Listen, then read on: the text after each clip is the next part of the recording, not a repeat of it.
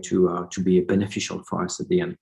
So also we are not very certain about what type of experience they're going to be for us. You know, the mind carries on, and we should try to reflect on the nature of what those experiences could be, and we come to understand that observing our minds function all day long, that most of the time is under the sway of mental afflictions, under the sway of attachment, aversion, pride, resentment. So therefore, it's going to be very difficult with such type of mind to be in contact with happiness in the future. So we should think, you see, is there something that can protect me from a future experience of suffering? And we have to come to understand that the Buddha as the teacher, the Dharma as what has to be practiced and actualized, and what's really protect us from suffering, and the Sangha as the helpers, those who help us to generate enthusiasm. Okay, those we have to see those three as some kind of guideline of method, you know, that can help us to avoid unfortunate circumstances in the future. Okay? But we have to understand also the limited aspect of mere good condition in cyclic existence. As we can see, we have to, nevertheless, we have to take rebirth, we have to get old, get sick, and eventually die. And between the birth and death is the continuous meeting with unfortunate circumstances and difficulties and problems. Okay, so we have to see the very limited aspect of this scope, and therefore we have to come to raise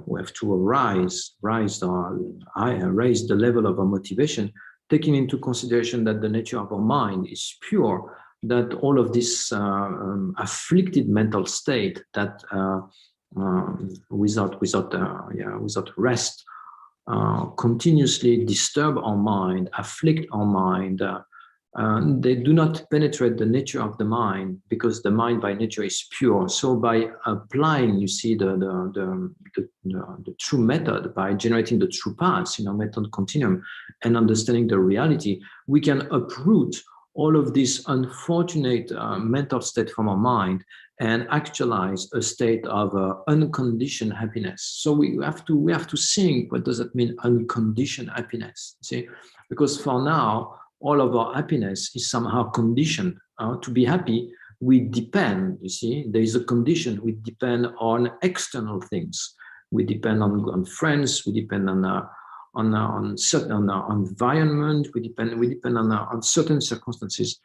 So unconditioned happiness means that whatever circumstances we meet, they may be positive, they may be negative, they may be good, bad, the mind never move from a very deep and profound state of happiness and satisfaction and serenity. See, there is nothing that can alter this continuum of peace. So that's unconditioned happiness. So this we have to uproot ignorance to be able to actualize such a state. Okay. But this also, we have to come to understand the limited aspect of this goal, even though it is something like quite high and it's this type of ultimate virtue. But taking into consideration, you see, all sentient beings, because all sentient beings have been very close to us since beginningless time, and now that we reach this the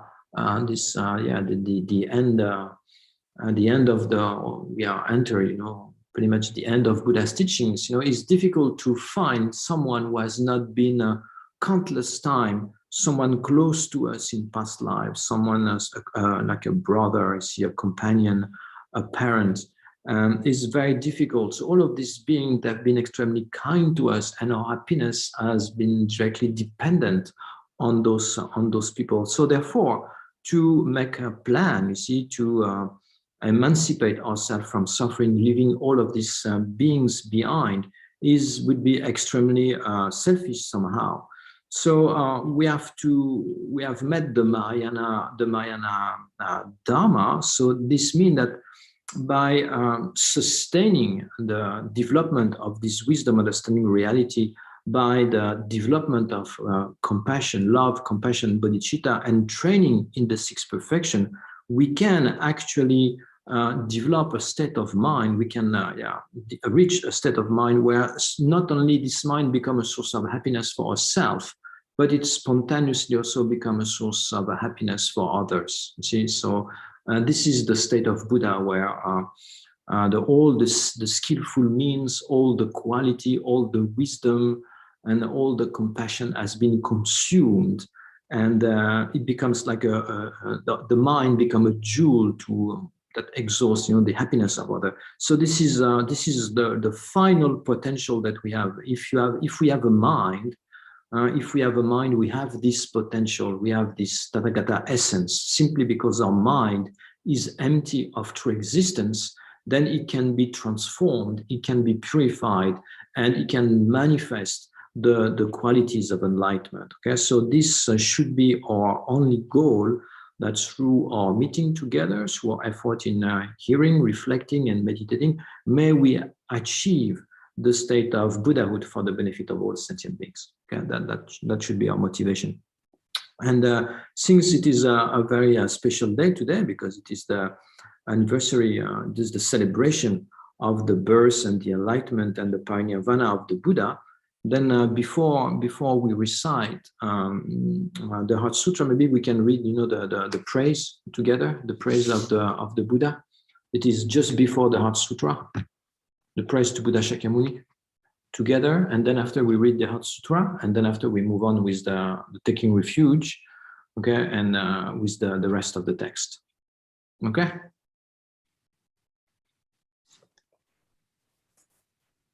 The founder, the endowed, transcendent destroyer, the one gone beyond, the fourth destroyer, the completely perfected, fully awakened being, perfect in knowledge and in good conduct, Sugata, knower of the world, supreme guide of human beings to be tamed, teacher of gods and human beings, to you, the completely and fully awakened one, the endowed, transcendent destroyer, glorious conqueror, the subduer from the Sakya clan, I prostrate, make offerings, and go for refuge. To the founder, the endowed, transcendent destroyer, the one gone beyond, the fourth destroyer, the completely perfected, fully awakened being, perfect in knowledge and in good conduct, Sugata, knower of the world, supreme guide of human beings to be tamed, teacher of gods and human beings, to you, the completely and fully awakened one, the endowed, transcendent destroyer, the glorious conqueror, the subduer from the Shakya clan, I prostrate, make offerings, and go for refuge. To the founder, the endowed, transcendent destroyer, the one gone beyond, the fourth destroyer, the completely perfected, fully awakened being, perfect in knowledge and in good conduct, Sugata, knower of the world, supreme guide of human beings to be tamed, teacher of gods and human beings, to you, the completely and fully awakened one, the endowed, transcendent destroyer, a glorious conqueror, the subduer from the Sakya clan, I prostrate, make offerings, and go for refuge. When, O supreme amongst human, you were born on this earth, you paced out 7 strides, then said, I am supreme in this world. To you who are wise, then I prostrate. With pure bodies, form supremely pure, wisdom ocean like a golden mountain, fame that blazes in the 3 worlds, winner of the best, Lord, to you I prostrate. With the supreme science, face like spotless moon, color like gold, to you I prostrate. Dust free like you, the 3 worlds are not. Incomparably wise one, to you I prostrate. The Savior having great compassion, the Founder having all understanding, the field of merit with qualities like a vast ocean, to you, the one gone to thusness, I prostrate. The purity that frees one from attachment, the virtue that frees one from the lower realms, the one path, the sublime pure reality, to the dharma that pacifies, I prostrate. Those who are liberated and also show the path to liberation, the holy field filled, qualified with realizations, who are devoted to the moral precepts. To you, the sublime community intending virtue, I prostrate. Homage to the Supreme Buddha, homage to the Dharma refuge, homage to the great Sangha, to all 3 ever devout homage. to all worthy of respect, bowing with bodies as many as all realms atoms, in all aspects with supreme faith I pay homage. Do not commit any non-virtuous actions, perform only perfect virtuous actions, subdue your mind thoroughly. This is the teaching of the Buddha. A star, a visual aberration, a flame of a lamp, an illusion, a drop of dew or a bubble, a dream, a flash of lightning, a cloud. See conditioned things as such. Through these merits may sentient beings attain the rank of all seeing, subdue the four falls, and be delivered from samsara's ocean, perturbed by the waves of aging, sickness, and death. The heart of the perfection of wisdom sutra. I prostrate to the Arya triple gem. Thus did I hear at one time. The Bhagavan was dwelling on mass of Vulture's mountain in Rajgriha together with a great community of monks and a great community of bodhisattvas. At that time, the Bhagavan was absorbed in the concentration on the categories of phenomena called profound perception. Also at that time, the Bodhisattva Mahasattva Arya Avalokiteshvara looked upon the very practice of the profound perfection of wisdom and beheld those five aggregates also as empty of inherent nature. Then through the power of Buddha, the Venerable Shariputra said this to the Bodhisattva Mahasattva Arya Avalokiteshvara. How should any son of the lineage strain who wishes to practice the activity of the profound perfection of wisdom? He said that, and the Bodhisattva Mahasattva Arya Avalokiteshvara said this to Sharadvati Putra. Shariputra, any son of the lineage or daughter of the lineage who wishes to practice the activity of the profound perfection of wisdom should look upon it like this, correctly and repeatedly beholding those five aggregates also as empty of inherent nature. Form is empty, emptiness is form, emptiness is not other than form is also not other than emptiness. In the same way, feeling, discrimination, compositional factors, and consciousness are empty. Shariputra, likewise, all phenomena are emptiness without characteristic, unproduced, unceased, stainless, not without stain, not deficient, not fulfilled. Shariputra, therefore, in emptiness, there is no form, no feeling, no discrimination, no compositional factors, no consciousness, no eye, no ear, no nose, no tongue, no body, no mind, no visual form, no sound, no odor, no taste, no object of touch, and no phenomenon. There's no eye element and so on, up to and including no mind element and no mental consciousness element. There is no ignorance, no extinction of ignorance, and so on, up to and including no aging and death and no extinction of aging and death. Similarly, there's no suffering, origination, cessation, and path. There's no exalted wisdom, no attainment, and also no non-attainment. Shariputra, therefore, because there's no attainment, bodhisattvas rely on and dwell in the perfection of wisdom, the mind without obscuration and without fear. Having completely passed beyond error, they reach the end point of nirvana. All the Buddhas who dwell in the three times also manifestly completely awaken to unsurpassable, perfect, complete enlightenment in reliance on the perfection of wisdom. Therefore, the mantra of the perfection of wisdom, the mantra of great knowledge, the unsurpassed mantra, the mantra equal to the unequal, the mantra that thoroughly pacifies all suffering, should be known as truth since it is not false. The mantra of the perfection of wisdom is declared, Tayata Om Gate Gate Paragate Parasamgate Bodhisvaha. Shariputra, the Bodhisattva Mahasattva should train in profound perfection of wisdom like that. Then the Bhagwan arose from that concentration and commended the Bodhisattva Mahasattva Arya Avalokiteshvara, saying, well said, son of the lineage, it is like that. It is like that. One should practice the profound perfection of wisdom just as you have indicated. Even the Tathagatas rejoice.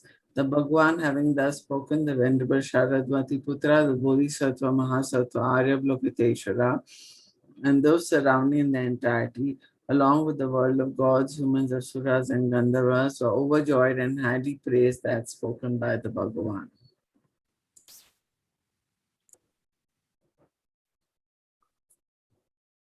Sangye Jodon Jongye Jonam La Janjo Bando Dane Gyapsu Jia Dangye Shinzo Gyape Sonangye Drola Benje Sangye Droba Jo Sangye Jodon Jongye Jonam La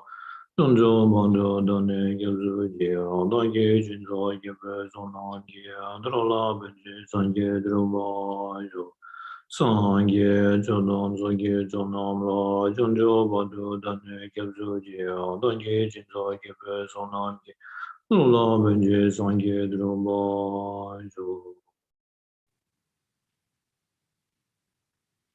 All right. Thank you. So now I have to get this table I want to share with you.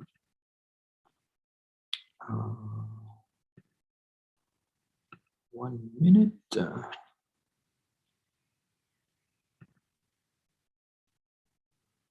Okay. So if I want to share my screen.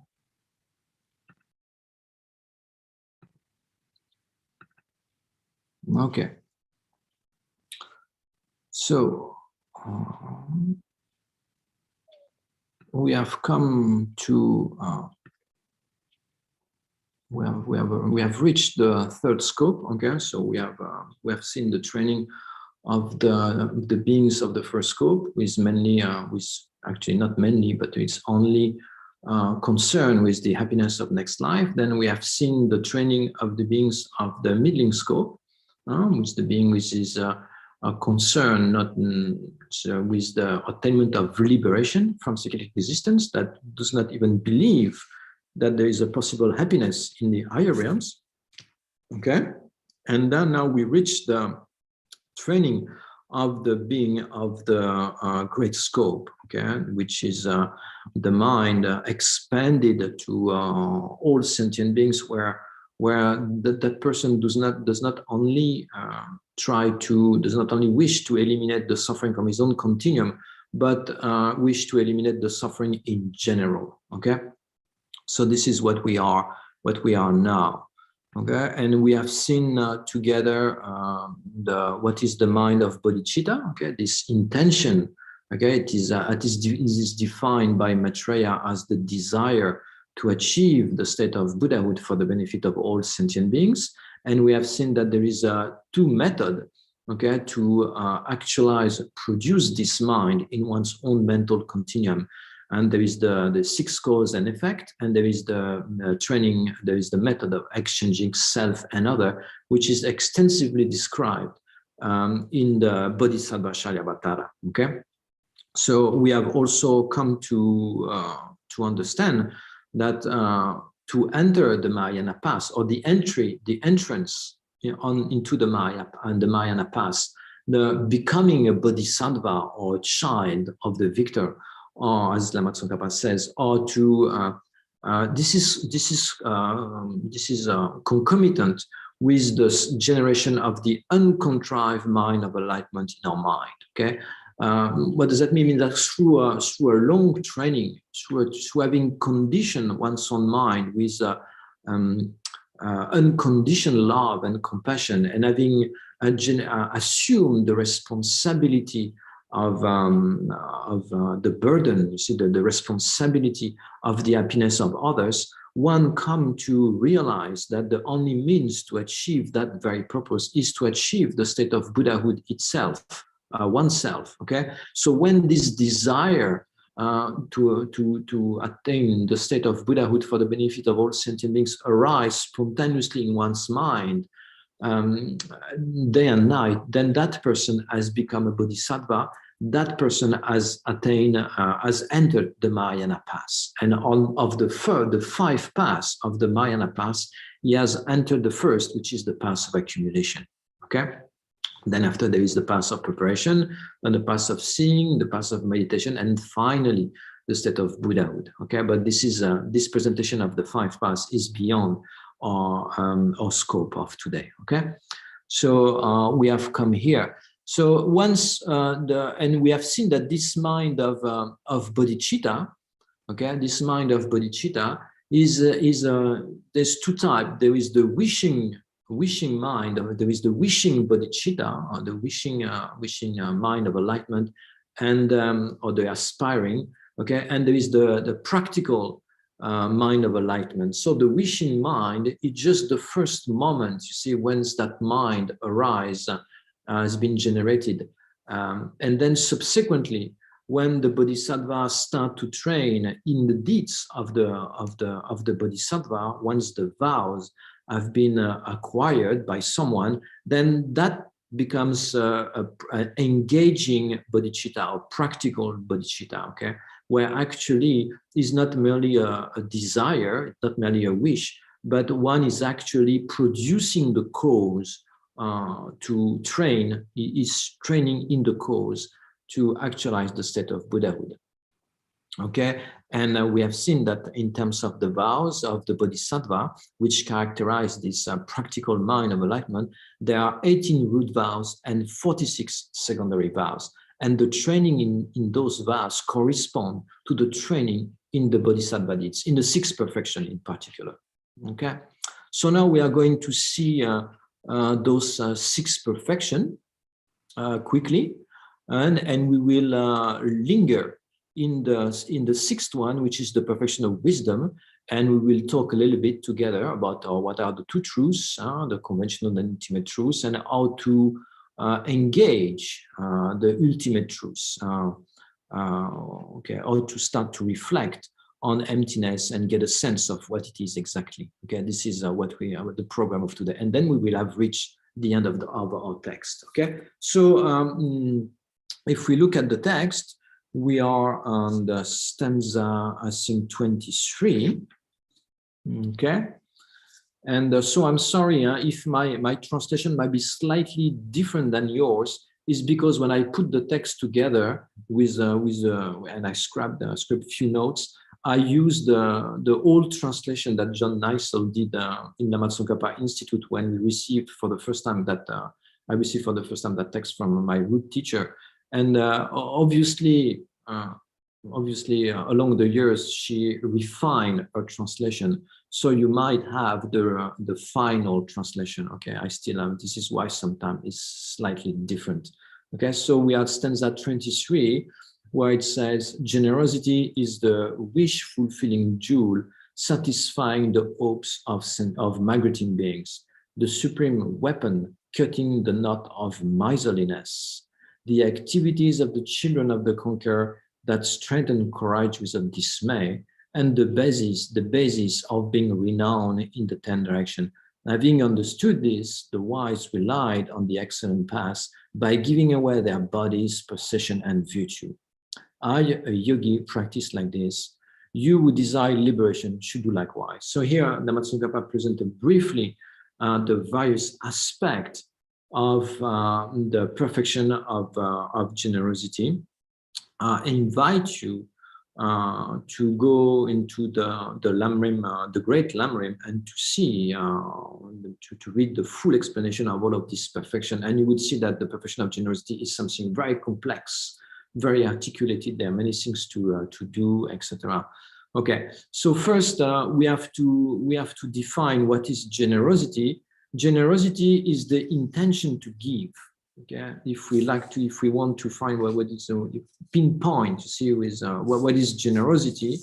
Generosity is the intention to give. That's what it is. Okay, and the text says it is a jewel satisfying the hope of migrating beings. Okay, because mainly, you see, the main purpose of generosity is to make others happy, is to satisfy others. So it is generosity. When the bodhisattvas practice generosity, it becomes, this is that practice is the jewel satisfying the hope of migrating beings. Okay, and in terms of generosity, we can distinguish 4 types of generosity. There are 3 types according to Sutra, and there is the 4th type in the Tantra, which is also very important. So we have, of course, the generosity of the material things, okay, the generosity of material things. There is also the generosity of protection. This is to protect any sentient beings, you see, against fear, against death, against being mistreated. okay, to protect animals, etc. There is also the generosity of the Dharma, okay, so to give the Dharma to others when they ask for it, or it can be also to share your knowledge of any kind when someone wish to learn it. That would be a generosity of Dharma also. And then finally, there is generosity of love, okay, and this is according to the Tantra. What is the generosity of love? Is simply that all sentient beings should be cared and looked and considered with loving kindness, without exception. Okay, so this is the loving kindness which is extended to any sentient beings. Okay, so that's the practice of generosity. And of course, generosity by itself, as Lama Tsong Khapa says, it is the direct antidote to miserliness. Okay, to miserliness. Miserliness is the mind that cannot let go, see, and that want to accumulate, and that cannot let go.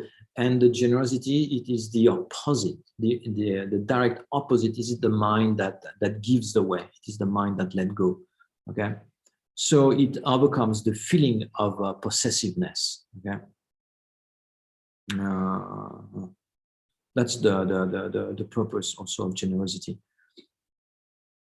And it says the activities of the children of the conquerors that strengthen courage without dismay, because when the Bodhisattva reached the higher ground, is practice. So when he reached the perfection of generosity, the surpassing perfection of generosity is actualized on the first ground. So when the Bodhisattva realized emptiness directly on the path of seeing, then that's the first ground.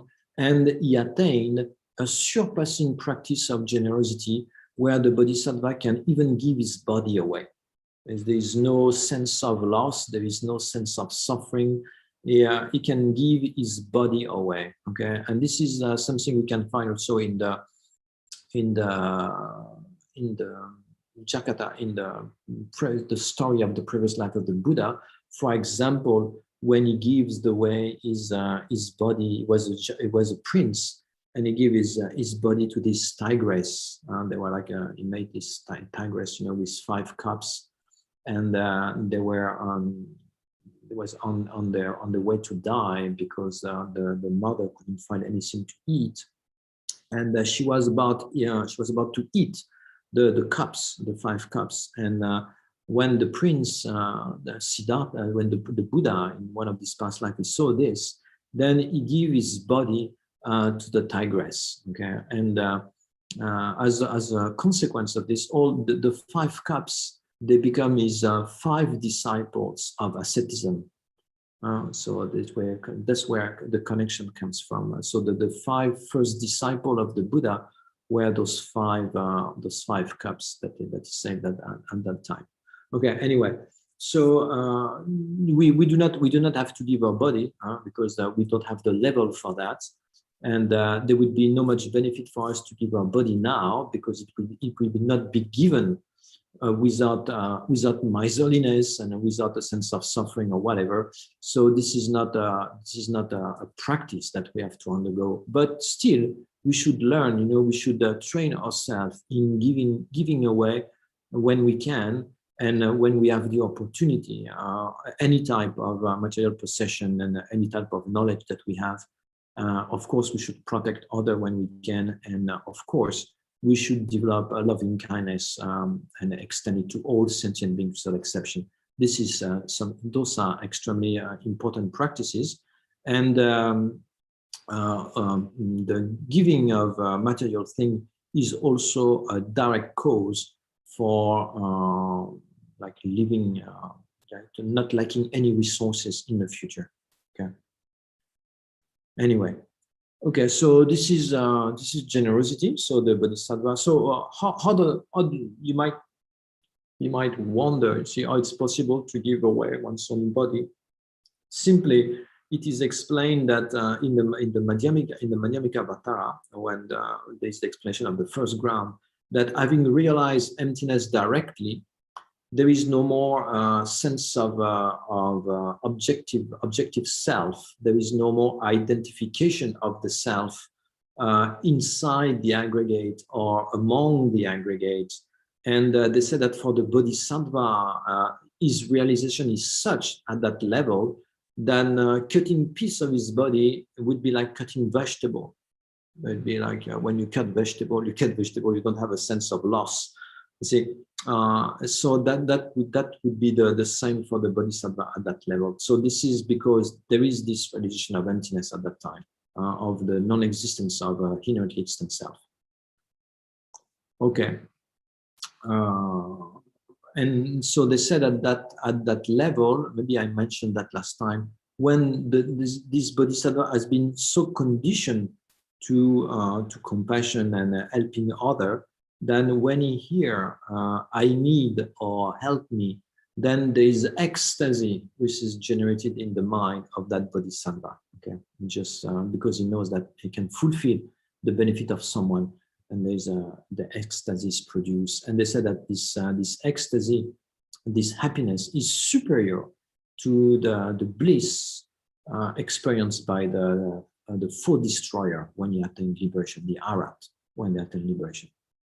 Okay, so that's it. And for generosity, we move on. Okay, now we have the next training that comes, the next perfection, which is surpassed. So you see, they are presented in this sequence.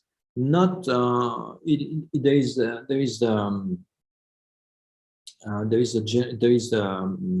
reason for that, simply because it is the actual sequence in which one attained the surpassing practice of those different perfection. You see, the first come the surpassing practice of generosity, because the scope of the bodhisattva is to make other happy, is to fulfill the wishes of happy, is to bring happiness. And the easiest one is generosity, is to be generous, is to be kind and generous with people around oneself. Okay, that's the first that comes. That's the easiest one. Then the second one is ethic. Ethic, why? Because still motivated by not wanting to, by wanting to bring happiness to others, you see, you have to stop harming other. Then comes ethic. Ethic, it is, what is ethic? It is a mind that do not harm other in particular. Of course, there is the natural ethic and there is the formulated ethic. But in this context, you see, first you benefit others. First comes the benefiting others through generosity, the teachings, etc. And then there is the benefiting other through stopping harming them. Therefore, ethics come into play now, and then one actualizes the perfection of ethic. And it is said that the morality is the water cleansing the stains of a faulty behavior. Moonlight dispelling the hot torment of the affliction, as splendid as Mount Meru in the midst of the 9 types of being. It gathers all migrating beings with no thread of force. Having understood this, the only beings guard morality correctly taken as their own, as their eyes, as do their eyes. Are a yogi practice like this? You would desire liberation, should do likewise. So here also we can try to understand what is the entity of ethic. So ethic, if we want to pinpoint what it is the virtue thought to abandon. Okay, we can say it is the virtuous thought to abandon one, to abandon harming other. But we can also say it is the virtuous thought to protect. And by protecting, what do we mean? We mean the ethic of the vows that have been assumed. The vows of individual liberation, the vows of bodhisattvas, the vows of tantra. So ethic, it is that virtue thought that wish to abandon or that wish to protect.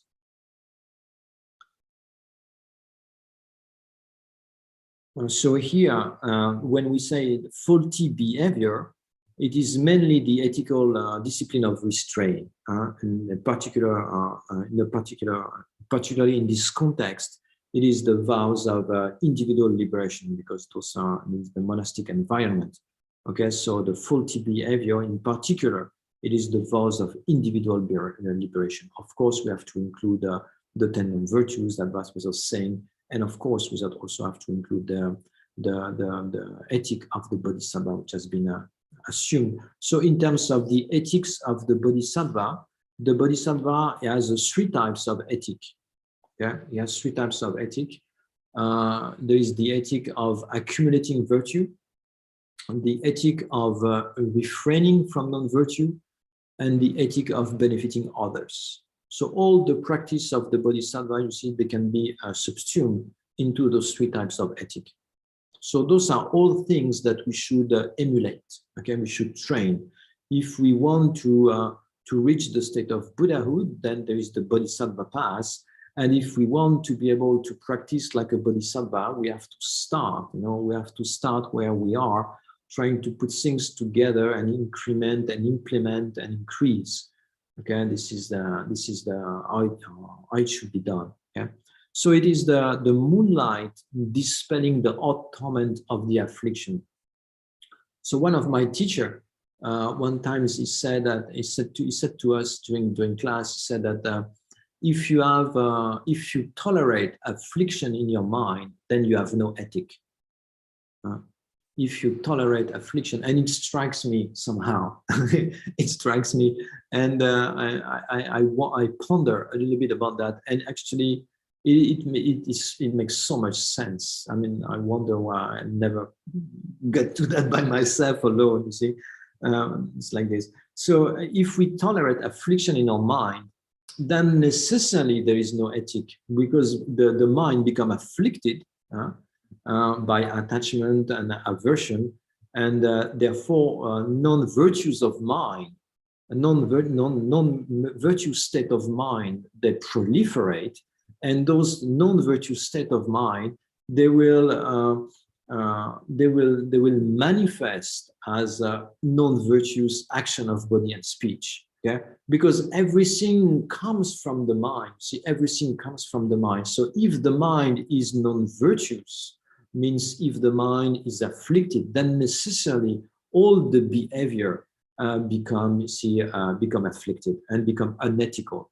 So really, it makes so much sense to see that if we want to practice ethic, then we have to eliminate or not to tolerate affliction from the mind.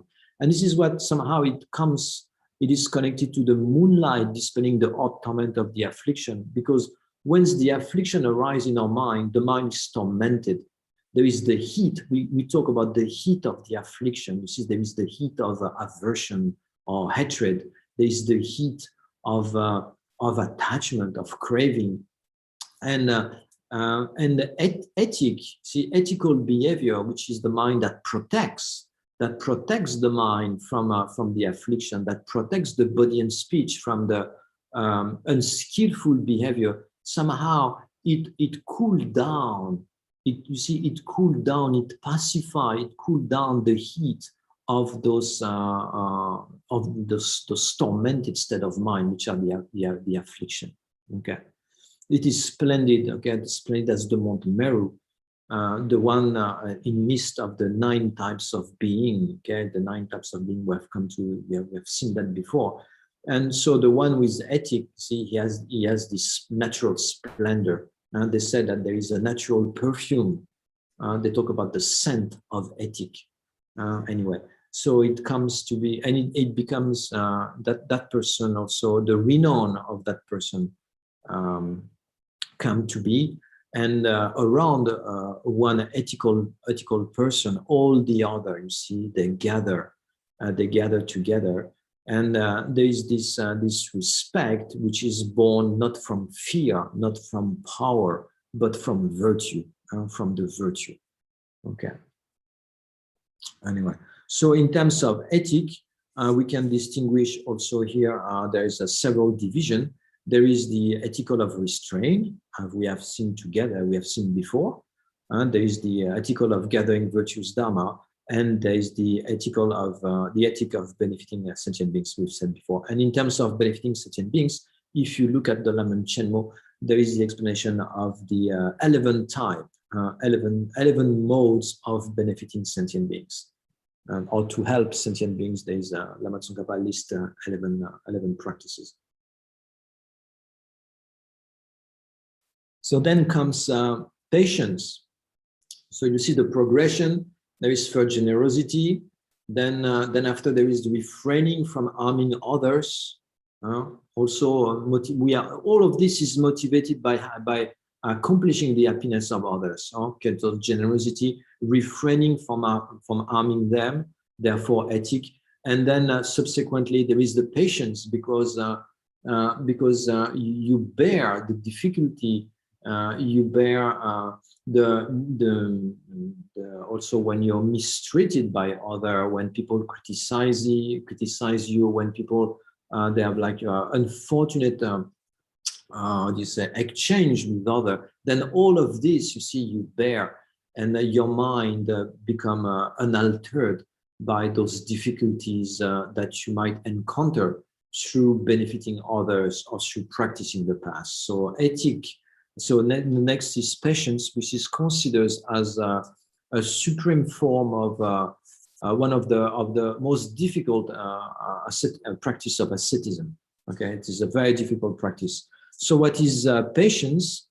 It is defined as the mind which is undisturbed.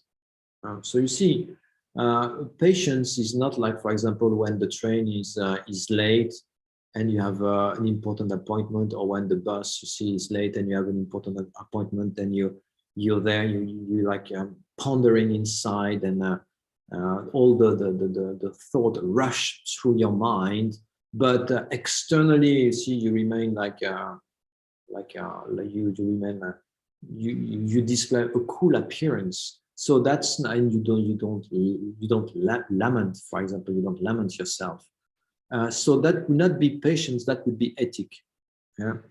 Patience is undisturbed mind. So whatever happens, your mind is not aggravated by the situation. Whatever no matter how people treat you, no matter how people talk to you, no matter the difficulty you encounter in your practice, no matter the suffering you encounter in benefiting other, the mind is undisturbed.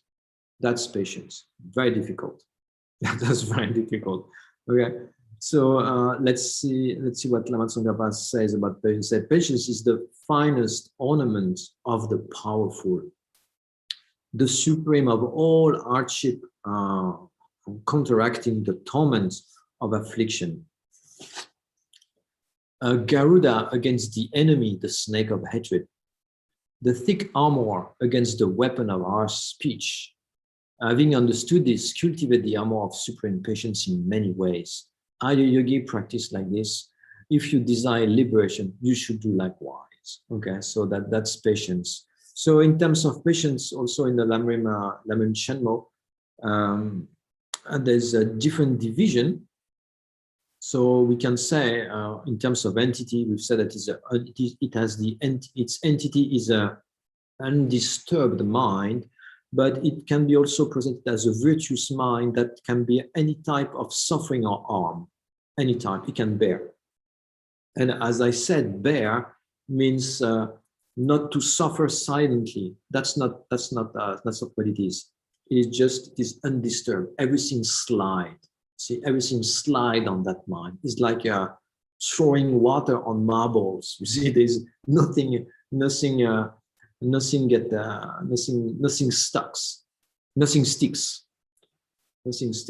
So in terms of patience, there is a different type.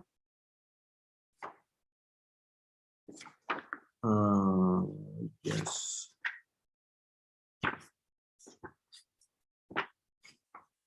Okay, there is the patience of not retaliating. Okay, there is the patience of not retaliating. This is the first one. To retaliate means like when someone criticizes you, you criticize back. When someone beats you, you beat him back. When someone harms you, you harm him back. Okay, so when someone is pointing your fault, see, you point the fault of others. You point the fault, his fault. So this is the not retaliating. This is the first type of patience. And then there is the second type of patience, which is to voluntarily endure suffering, which is involved in the process of benefiting others. When we try to accomplish the welfare of others, then necessarily there will be some hardships, necessarily there will be some difficulty. There will be, of course, then can be translated as just as suffering, okay? So there is this voluntarily enduring those difficulties and suffering for the benefit of others. Okay? That's the second type of patience, okay? And then there is the third type of patience, which is the patience of definitely thinking about the Dharma. What does that mean? It means that Dharma is not easy. The Buddha's teaching is not easy to understand, especially in terms when we talk about the profound. Emptiness is not something easy to realize. It takes some time. It takes some reflection, some patience, some purification. It takes some patience, as I say. So there is definitely thinking about the Dharma means like to bear the difficulty that comes while we are practicing, studying and training on the path, simply, okay? Like things sometimes, you see, we don't understand, and it takes sometimes years to understand. When we talk about emptiness, Steadiness often says that it is the lifetime, job. It's not the understanding of emptiness is not something that arises in a few months or few years. It's a lifetime investigation. Also, all of this perfection, all of this training, sort of this practice that has to be carried on, the mind that has to be ripened by different type of contemplation and understanding. All of these vast practices of the Bodhisattva, they takes time to stand in our mind, to stand in our mind. So there is definitely the practice involved, the patience involved while we are thinking of practicing the Dharma, in particular emptiness. Yeah. And okay. So it says, yeah, it is the Garuda against the enemy, the snake of hatred. So patience is also can be used as an antidote to hatred, okay, to aversion, to anger, in particular anger, because the mind is undisturbed and therefore the mind is protected against the generation of afflicted state of mind like hatred, which is the discordant class of the Mahayana. Okay, the hatred. We should really put effort in protecting ourselves against hatred. Okay? By always trying to be mindful of loving kindness, trying not to be separated from those attitude of loving kindness. Okay? That would be that would be the training. It is the thick armor against the weapon of hard speech. Okay. So this carries a sense of voluntarily accepting the hardship for higher cause, as we said before. Okay. That's what it is. It's accepting difficulties, the hardship, or mistreatment for higher cause, for the higher purpose. Having understood this, I cultivate the armor of supreme patience in many ways. Okay, a yogi practice like this. You would desire liberation. Of course, here we talk about the great liberation, the enlightenment. You should do likewise. Then finally comes effort. So you see, after this is the sequence, comes due to having master generosity, due to having master ethic, due to having master patience, due to the mastery of patience, then effort comes. You see, the mind being undisturbed, then there is no limit for the development of effort. This is why the perfection of effort comes after the perfection of patience. So in terms of effort, in this context, effort is a joyful perseverance. It's not just effort like in trying to gain a promotion, or this is not effort in this context. This would be laziness in this context. So effort here has to do with the joyful perseverance in virtuous activity. It is the mind that delight is entity. It's a mind that delights in virtue. Every time that there is the virtue, then the mind is delighted. So this is very difficult for us right now. We pretty much delight in non-virtue or trivial activity, like wasting our time. This is something we delight on. And virtue for us, virtue, I mean, to have like a joyous mind in virtue is not so automatic for us. We have to generate, this is why it takes time. See, we generate the motivation. It's not automatic. We have to think and generate the good motivation. And then we have to, we carry on our activities, and still the concentration is always there. We are easily distracted and we cannot maintain effort for a long time. And then finally, there is the rejoicing. Also, we have to get accustomed to that rejoicing. If we look how we accomplish non-virtue, non-virtue are very powerful for us, because all the steps, all the different, the different branches of the non-virtue, they are like perfect and they are very strong. In terms of virtue, it requires effort. So if we look, for example, like you have an unfortunate situation with someone on a workplace, someone tells you something very nasty and it really hurts you, okay?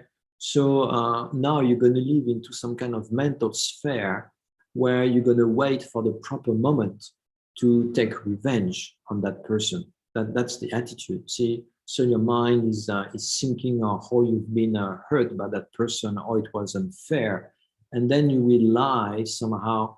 You will lie in ambush, waiting the proper moment. So you see, the motivation is very strong.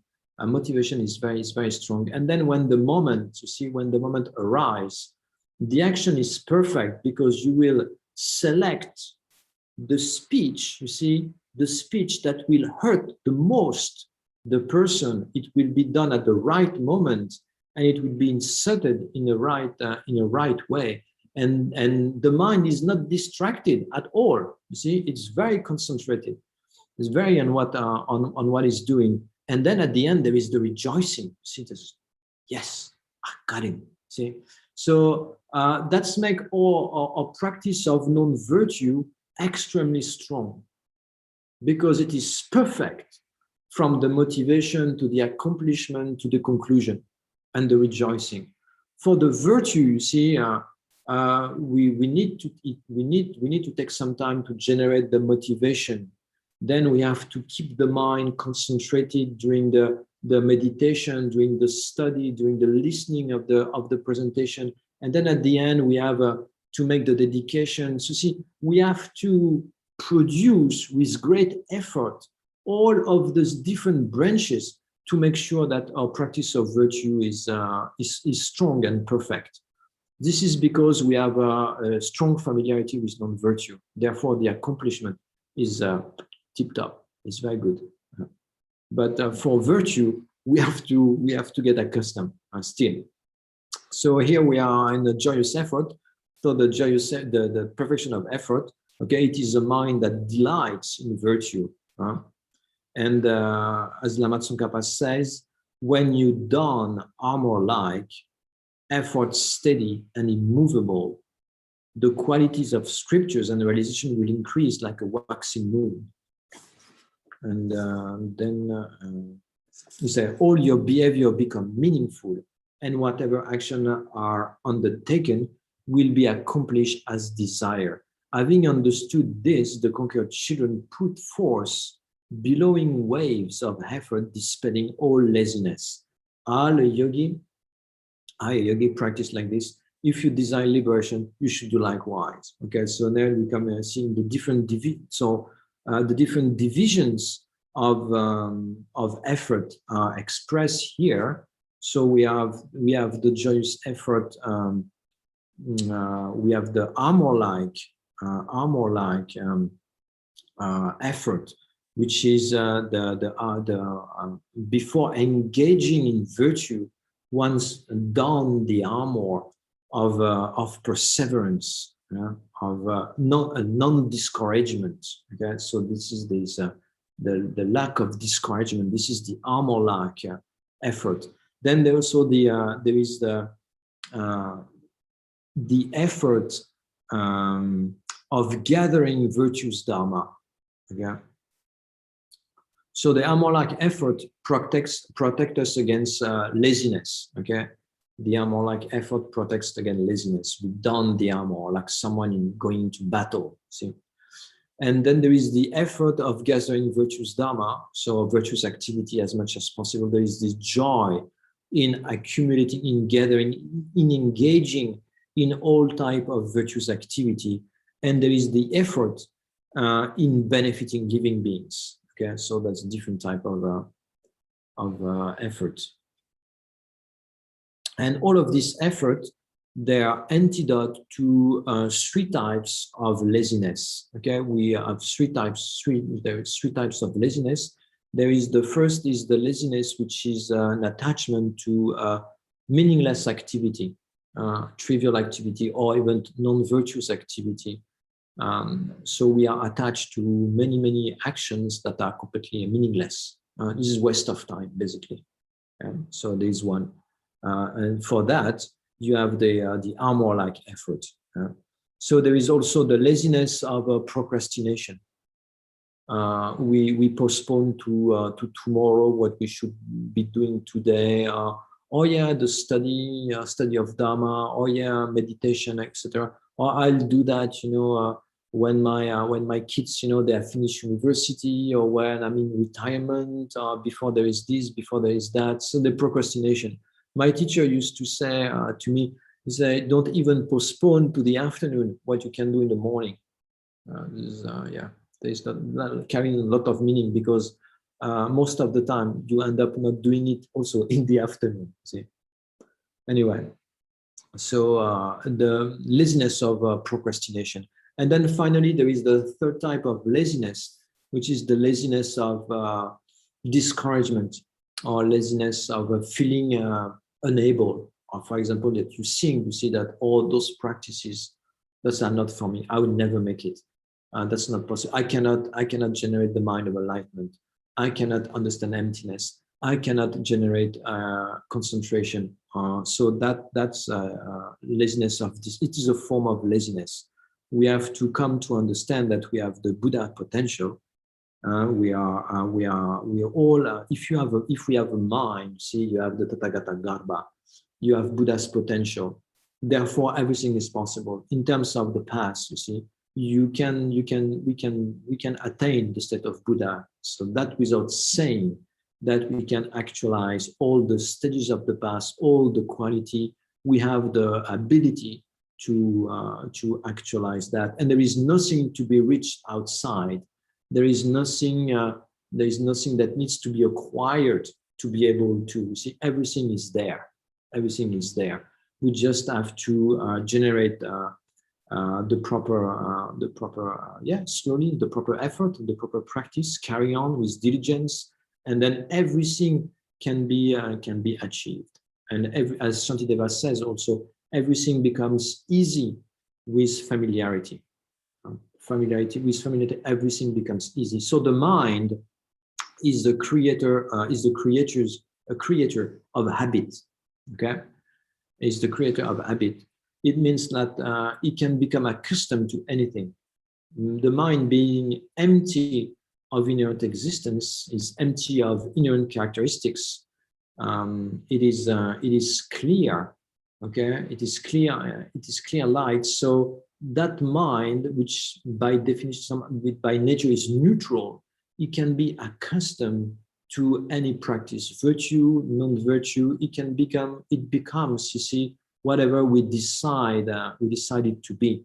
So right now, we have accustomed our mind with non-virtuous action for a long time. This is why attachment, aversion, pride, this seems so infused in our nature. This seems to be natural for us. but they are not in our nature. It is just that we are familiarized our mind with those attitudes, and therefore they arise spontaneously and they are very strong. Okay, if you take, for example, attachment, as soon as we see something pleasant, attachment arises.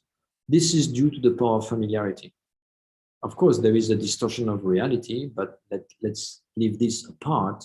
Okay, if those afflictions they arise so spontaneous, those mental response, you see, those mental factors they arise so quickly, so spontaneously, and so strongly, it is only due to the familiarity we have developed, the intimacy we have developed with those mental states, and the same level of intimacy, of familiarity can be developed with love, compassion, wisdom, faith, equanimity, patience, ethic, generosity. The process is exactly the same. Okay, so the mind is a creator of habit. It means that the more we are doing something, the more it's easy for the mind to do it. It arises the more and more easily, the more and more spontaneously, and more strongly. Due to that power of familiarity, everything becomes very strong when it is done. Yeah. So actually, you see, so the nature of the mind works for us. It is there. It is a good ally.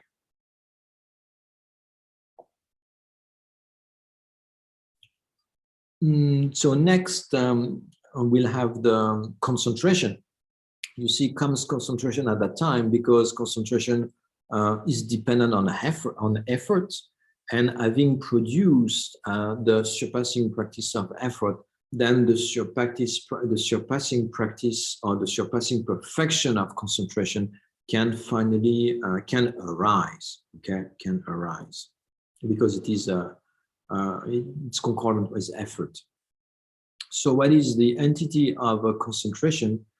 It is the mind whose nature is to be single-pointedly placed on a virtuous object.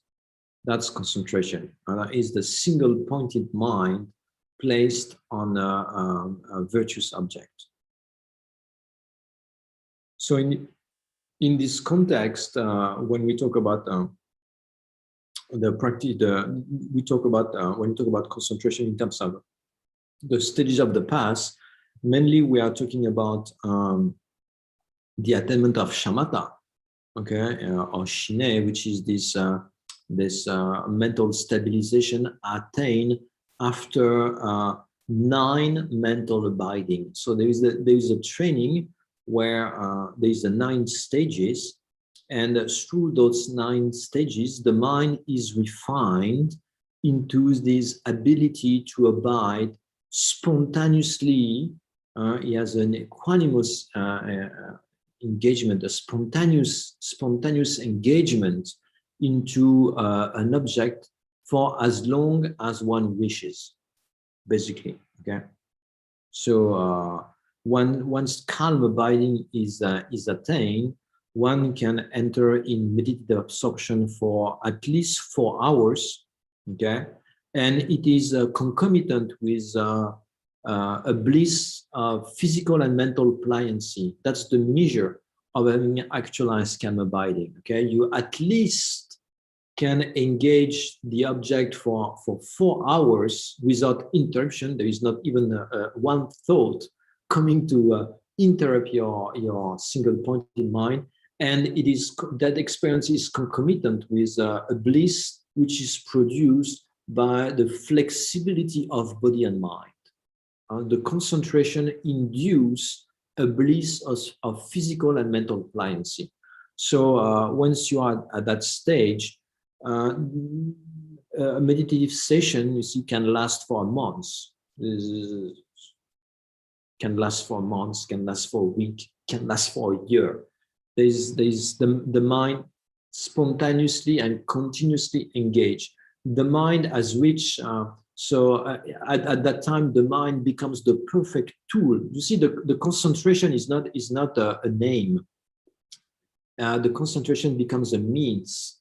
So because the mind has been so, you see, refined, then the concentration becomes an incredible tool to transform the mind. Imagine if you can absorb yourself for like 4-6 hours without interruption into love, compassion, bodhicitta. Of course, we become bodhisattva quickly. Of course, we can accustom our mind to a virtuous quality. If we can observe the meaning of emptiness for 4 to 6 hours without interruption, then everything becomes possible. Once we have that level of concentration, when we have like the stable mind, a single point in mind, then I definitely think that all the past, all the realization, all the past are no end. They are just there. Okay. So right now, our progress are difficult, our virtue are weak, our prayers are weak. Why? Because we have a distracted mind. Distracted mind makes everything difficult, and what we do with difficulty is also weak because the mind is distracted. So it's important to also care this aspect of the mind and try to maybe not to jump into the training of calm abiding right now, because that would be how can I say, not the right time for that. Before, we have to train the mind through the different stages of the path, and then when the mind is prepared, we can move into the training of Shine. But nevertheless, we should care when we meditate, when we do prayers, when we do our practice, we should try to have a focused mind. That's what we can do. We should avoid distraction, and when we recognize distraction, we should right away bring back the mind to its object or whatever it's doing. Okay. So for the successful practice and successful meditation, and that which is extremely, there are two factors which are extremely important, which are also the most important factors contributing to the attainment of a single point in mind and the Shine or Shamatha, is mindfulness and introspection. So mindfulness and introspection are very, very, very important, and they should become our best ally. So the mindfulness, what it means, mindfulness, it is actually just a memory. It is a non-forgetfulness of the object, non-forgetfulness of the instruction, not forgetfulness of what we have contemplated in the morning. Okay, it is the mind which is tied to the object, tied to the pole of the object, of the virtue subject. Okay? And then we have introspection. So introspection is some kind of spy. It is one little portion of the mind that observe the bigger portion of the mind. It is like it is a mental factor. It is like when you go to the theater. See, there is a play on the theater, and in one corner in the dark, there is someone observing what's going on the stage. That would be introspection. For example, when we walk down the street, you see, you walk maybe with someone down the street, and you have your conversation with that person. So the main mind, see, not the main mind, let's say the principal function of the mind are involved into this conversation that you have with that person. Nevertheless, you are also aware of at what distance you are from the street itself, you see, and the car moving. And you are also aware of the different obstacles that comes around. And but nevertheless, you see, the main portion of your mind is involved into the discussion. So it is a bit like this. Introspection is some kind of spy that observes, that knows if the mind is agitated, if the mind is distracted, if the mind has lost its object, and right away, it is brought back. It is correct. The antidote applied, and it is and the situation is adjusted. Okay. So remember mindfulness. So mindfulness is a non-forgetfulness. Okay, we call it mindfulness. It is like this in our current translation. Has nothing to do with what is done these days in a little bit around the world. You see this mindfulness project, whatever, where you have to become aware of the moment. That's not what it is about. Mindfulness in this context is the non-forgetfulness of the object. For example, in the morning you have meditated on bodhicitta, then all day you have to be mindful of bodhicitta. You see? So during all your activities, you have to be mindful. Somehow this meditation has its own momentum, and this momentum has to be carried away during also the post session. And in this way, you make sure that the post session, what you do after your meditation, sustain your meditation, and the meditation also sustain what you do after. This should not be like a seizure, not a seizure, but like a big gap, a big difference between those two moments. Otherwise, progress will come very, very slow. Okay, so mindfulness simply does not forget the object you're meditating on, or is mindful of it later. And introspection is some kind of spy that knows the qualities of the mind, what's going on in your mind, what kind of thought you have, what kind of emotion you have, what kind of affliction are present. So those two factors are extremely important for the concentration, of course, but for the whole practice in general. Because if we don't have introspection, we cannot come to notice the occurrence of the mental affliction in our mind, and therefore we cannot apply the antidote.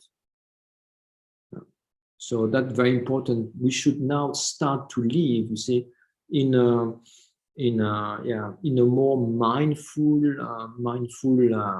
atmosphere. We should be aware, pretty much aware of what's going on in our mind, what kind of thought we had, what kind of intention lies behind, what kind of afflicted state we have, what kind of virtue state we have. We should always be aware of what's going on in our mind. Because the mind is the place of practice. That's the basis of the practice. The mind is the basis that has to be purified. And the result, what we want to attain instead of Buddha, is the mind, is a completely purified mind. And what is the path? The path is the generation or the increase of certain type of mind that opposed others. So you see, the basis, the path, and the result, they are just mind. That's all it is. So therefore, it is very important to study the mind and to become aware of the mind, because the mind is the place of practice. And it is the result, somehow. Okay, so here it says I have to move on. Concentration is the king ruling the mind. Okay, so what does that mean? It means the one who attains concentration, he has mastery over his mind. Concentration is the mastery over the mind. The mind can be used as one wish. There is no more resistance. It is when placed. Okay, when placed, it is immovable, like the Mount Meru. So when it is placed on a chosen object, because of this concentration that has been developed, then the mind remains there. It is immovable. It cannot be disturbed. It cannot be interrupted.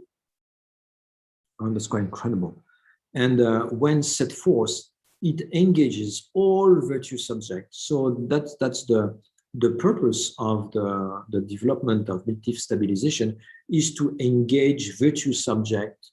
Why? Because virtue subject are the antidote to afflictions. They are antidote to wrong conception that we have, wrong superimposition. then after it says, it induces the great bliss of a serviceable body and mind. But this is what I was saying before. This is the measure of having actualized shamatha or calm abiding. It is a single pointed mind, okay, that is concomitant with the bliss of flexibility of body and mind. Here it says serviceability of body and mind. So the great bliss here has nothing to do with the great bliss in Tantra, okay? It's just here, just an ordinary bliss. It is not the great bliss of Tantra. And an introduction, and then after it says, having understood this, the Lord of Yogi relies continuously on meditative stabilization that destroy the enemy distraction. So here again, we were going back to the main enemy of meditative stabilization. It is distraction. And for that, we have to rely on mindfulness and introspection as antidote. Yeah.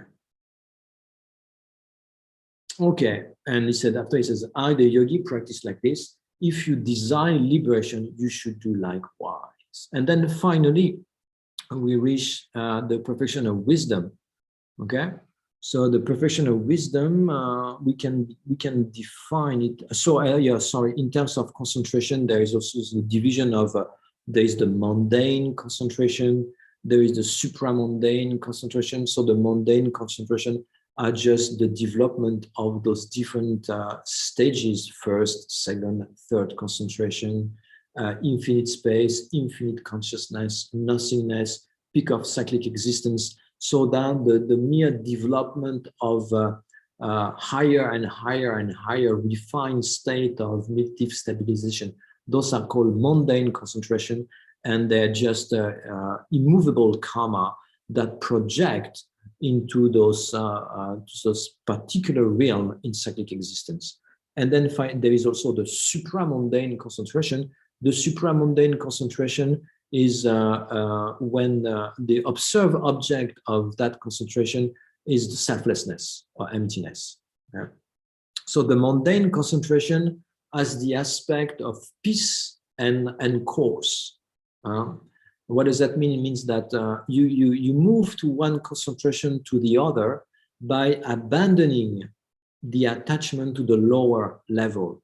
Okay, so that concentration will observe the higher realm. For example, if you want to attain the first concentration, you will have to observe, to meditate the desiring attribute as being coarse, suffering, etc. And in this way, you render non-manifest the attachments of the desire realm, and you can actualize in this way the first concentration. So it is mundane because it has the aspect of peace and course. The supramundane has the aspect of selflessness or emptiness. So it is supramundane because it goes beyond the vision of the world. It transcends, you see, the vision of the world, because it realizes the ultimate mode of abidance of phenomena. And then we have also, in terms of the division into calm abiding, spatial insight, and the union of calm abiding and spatial insight. Those are different types of meditative stabilization as well. And then we have also the meditative stabilization for the purpose of benefiting others, for the purpose of special quality, and also for the purpose of abiding in bliss in this life. Okay, those different divisions. All of this you can read in the Lam-rim Chenmo, they are explained. So now, in terms of the wisdom, okay, and the train in the perfection of wisdom. So that perfection of wisdom comes now because once we have actualized concentration, we have a possibility to develop wisdom. You see, it follows somehow the generation of the Sri Higher training. You need ethic. Based on ethic, you can develop concentration, and based on concentration, we can develop wisdom that analyze the meaning of reality. So Lama Tsong Khapa says the wisdom is the eye seeing profound thusness, the path eradicating the root of existence, the treasury of quality praise in all scriptures, renowned as a supreme lamp dispelling the darkness of ignorance, having understood this, the wise who desire liberation generate the path with much effort. I, a yogi, practice like this. If you desire liberation, you should do likewise. Okay, so here, when we talk about the perfection of wisdom, in the scriptures, we can there is like 4 types of perfection of wisdom. There is the natural perfection of wisdom, which is emptiness. There is the scriptural perfection of wisdom, which are the 3 mothers, the prajna paramita in the 3 different types of length. It's called the 3 mothers.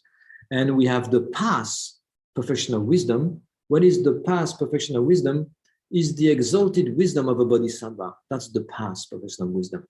And finally, we have the resultant perfection of wisdom, which is the exalted knowable aspect, which is the omniscient mind. So you see, you have all these different perfection of wisdom.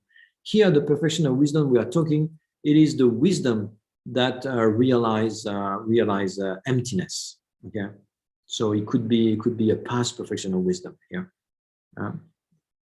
It is the wisdom that directly realize emptiness. Okay, so this is attained at the 6th ground. At the 6th ground. So the wisdom, I have to correct that. The wisdom that directly realizes emptiness is attained on the 1st ground, but the perfection of wisdom, the surpassing practice of the perfection of wisdom, is attained as the 6th ground. Okay, where the bodhisattva has a special ability with the forward and reverse process of dependent arising. Anyway, okay. So Lama Tsong Khapa says it is the I seeing profound thusness. So that I, what is that I? It is the wisdom realizing emptiness. And this is the I because it allows us to see the nature of reality. By developing this wisdom, we'll be able to see the nature of reality. It is profound thusness because it is the mode of abidance of phenomena.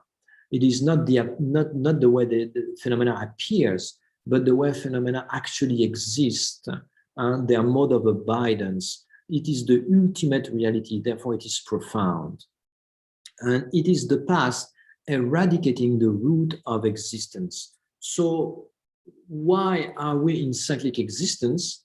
So we have come to that in the past. We are in cyclic existence. We are like locked, somehow bound to cyclic existence because of the conception of true existence, or we can say because of the view of the transitory collection, which is this mind that conceives the I, okay, to be truly existent, to be independently existent, to exist by way of its own power, to be self-established, self-established.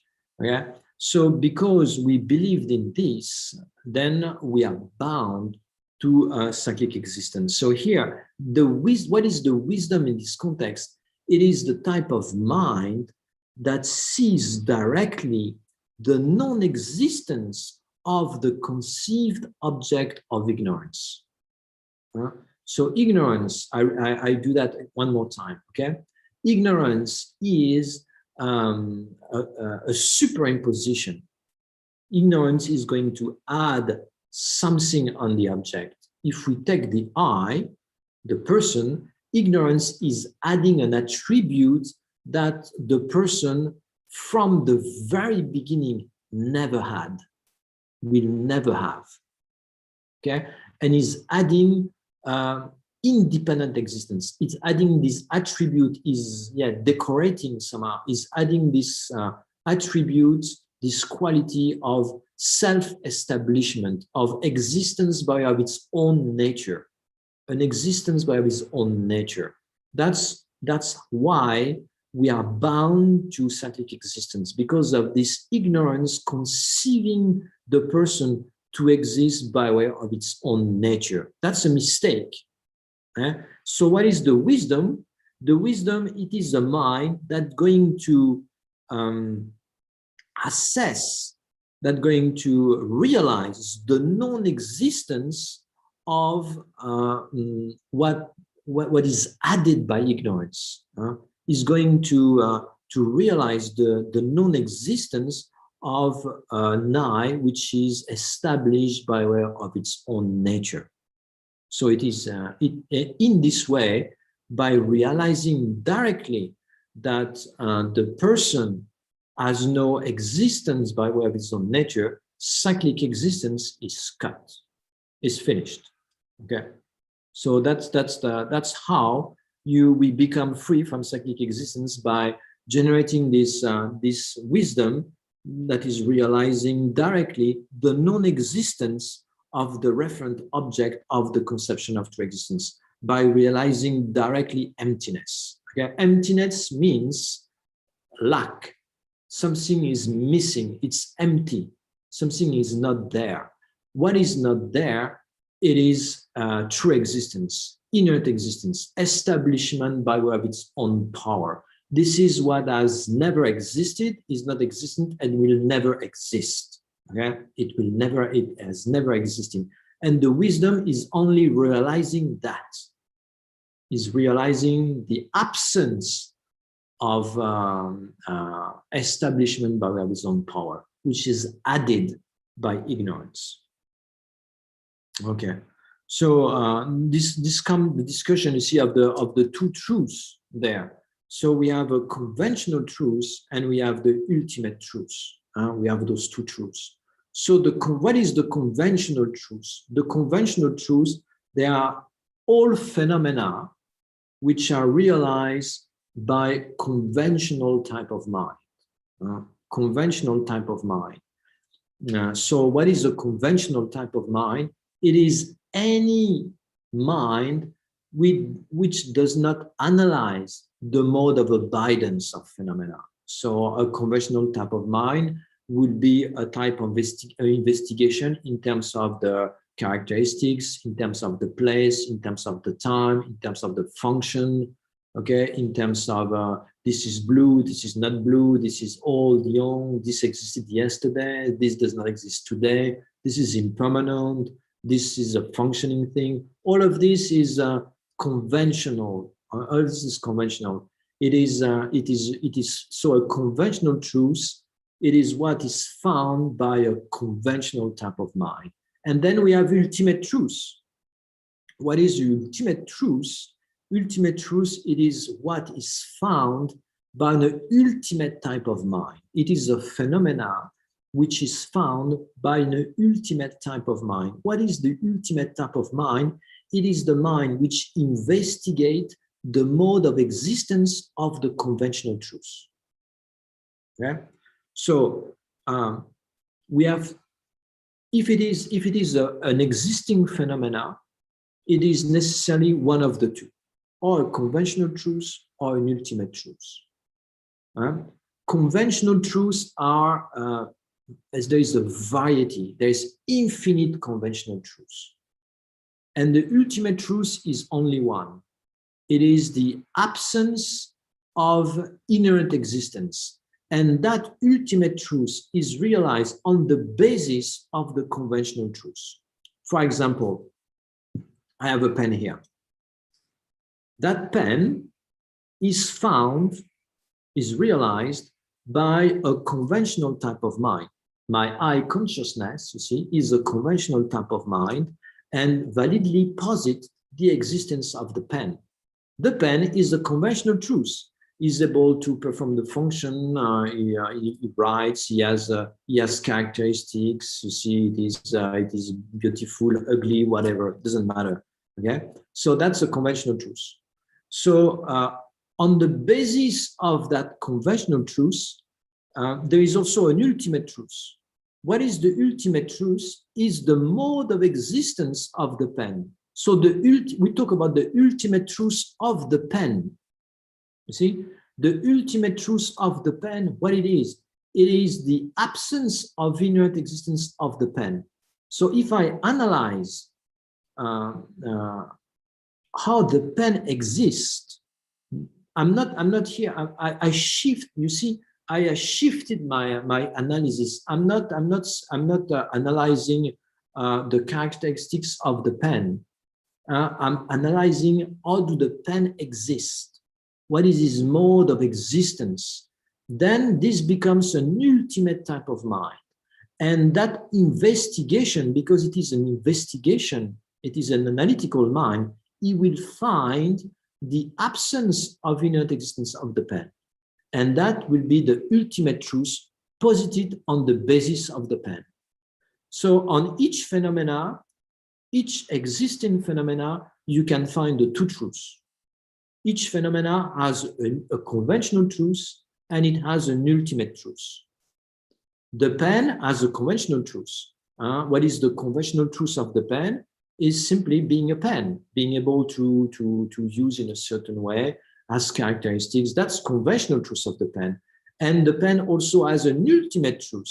What is the ultimate truth of the pen? It is the emptiness of inert existence of the pen. And you can do that with the clock. The clock is a conventional truth, okay? What is the conventional truth of the clock is to be a clock and to perform a function to give the time. On the basis of the clock, I can also posit an ultimate truth. What is the ultimate truth? Is the lack of inert existence of the clock. And you can do that with every single existing phenomena. So this means that the two truths, you see, they are positable on every single existent phenomena. They are not two perspectives.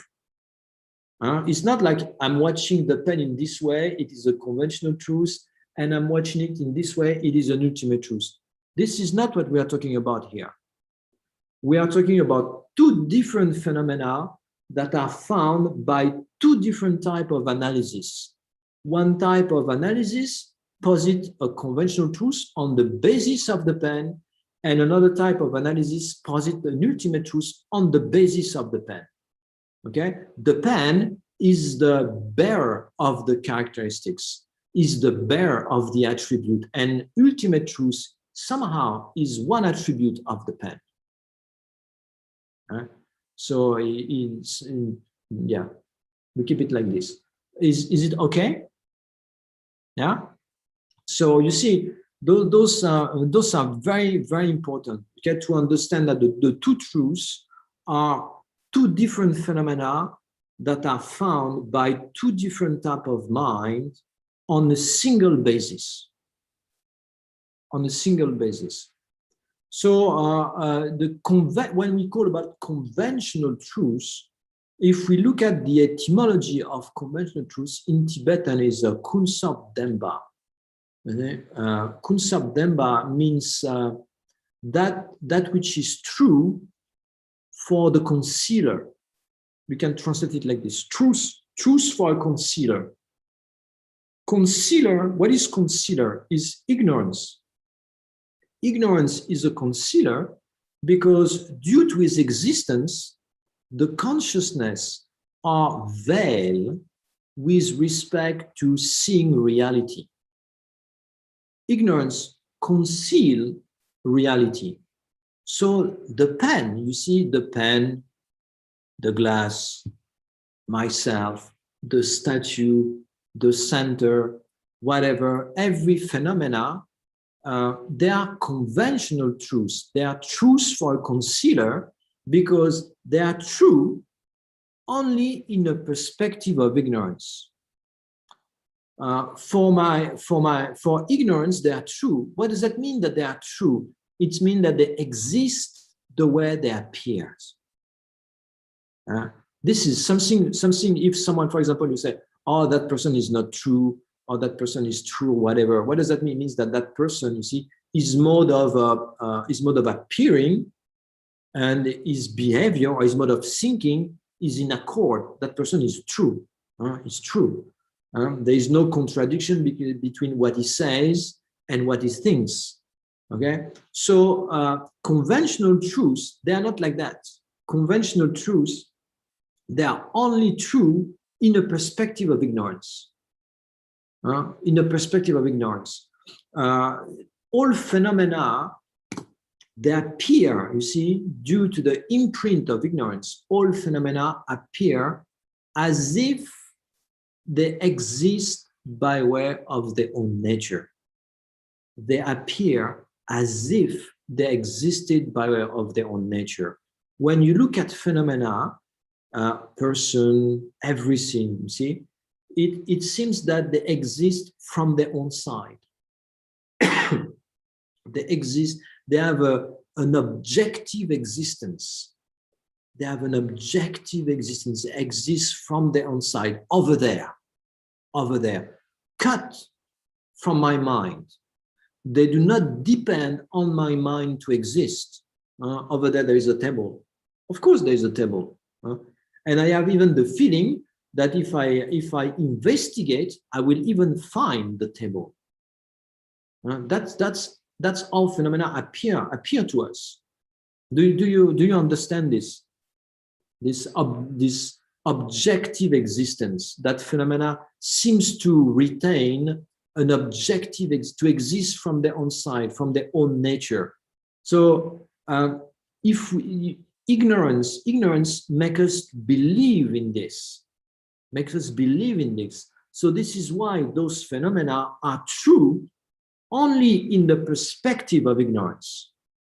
They are truths for a concealer, kunsabdemba. Ultimate truth is completely different. Ultimate truth, it is true in the perspective, you see, of the exalted wisdom. The exalted wisdom is supreme.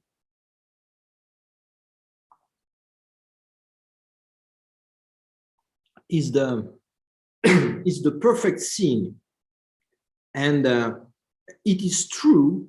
Emptiness, it is true in the perspective of that mind, and for that mind there is no contradiction between the mode of appearance and the mode of abidance.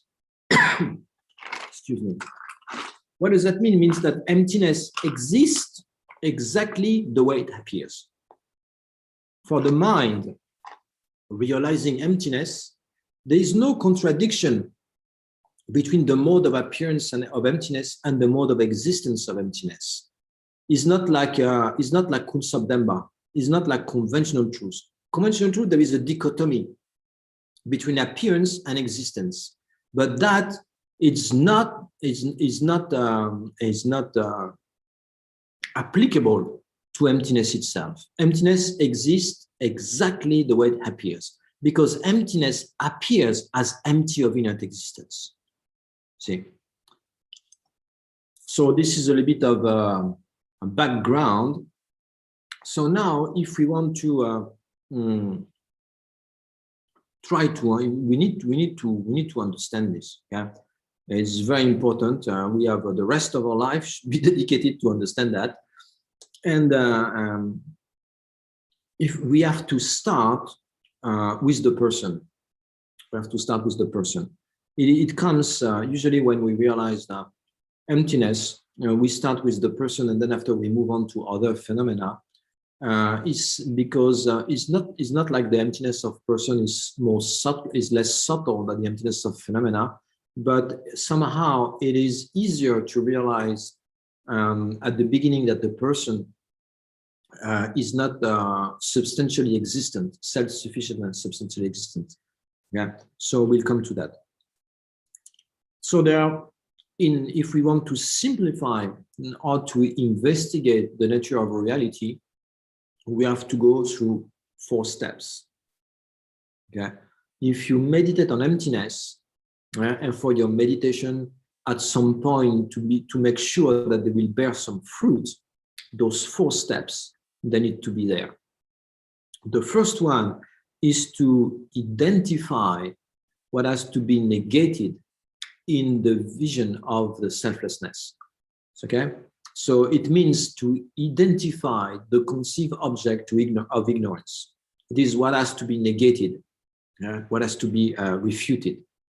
So when we say that when you talk about selflessness, we are not saying that the self or the person does not exist.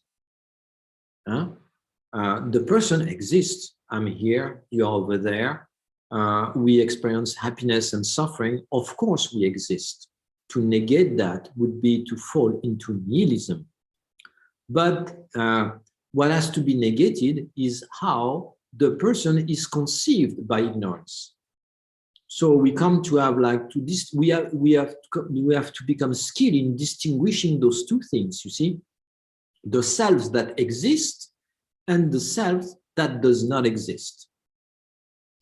What we have to understand through the meditation on emptiness, we have to come to negate, to observe a non-existence of a certain type of self, which is the self as it is conceived innately, without analysis, you see, by ignorance, spontaneously by ignorance. But this doesn't mean that the self does not exist. Once we will have realized how the person does not exist, we will come to understand how the person actually exists. You see, by negating inherent existence, we will come to understand what is actually the real mode, the effective mode of existence of the person. So we have to first negate inherent existence to understand the conventional existence of the person. And this is very subtle. It is extremely difficult to realize the subtle conventional truths on the basis of the person. To understand that the person is dependent arising and it is exists as the mere designation, by the mind. Yeah? We will understand this only after having negated inherent existence on the basis of the person. So the first thing is to identify the object of negation. So this is the most difficult steps in the meditation on emptiness. This is the most difficult steps because we are always in there. It's like for a fish to recognize the nature of water. Is always in there. Ignorance is always there. It pervades all of our thought, appearance, all our consciousness are mixed with ignorance. Almost, okay? Since we are born, we never, from the Prasangika point of view, we never had a fully unmistaken mind. Never. The first time we will realize, we will have a completely unmistaken mind, it will be the first time we realize emptiness, because things will finally appear as they exist. For us now, all of our appearance, all of our consciousness are tainted by the imprint of ignorance. So it is difficult. So how to do that? You see, as soon as we get involved emotionally, okay, in a situation, or like there is strong attachment, or there is strong aversion, or there is strong pride, somehow ignorance grasps more to the eye. It strengthens its grip. You see, it is like a cat and a mouse. If the mouse, you see, the cat has its paw on the mouse. If the mouse is not moved, the mouse is not moving, then it's a bit loose. As soon as the mouse start to move, then the cat, yeah, he has a firm grip on it. It is the same with the conception of true existence. As soon as we are emotionally involved into something, there is strong grasping operating. So this is why when we are emotionally involved, instead of right away responding to the person nastily, you see, with and jumping to the neck of the person, we should observe. Instead, we should observe how the mind conceive the person, or ignorance innately, spontaneously conceive the person to exist, and to observe how the the inherently existent person manifests to our mind. It's a conceptual mind. It's a conceptual mind. So what we are looking for, it is the meaning generality of inherent existence. It is not a feeling. You're not looking for a feeling. You're not looking for a shape or color. You're looking for a concept, a meaning generality of inherent existence. Okay, that takes some time. Yeah.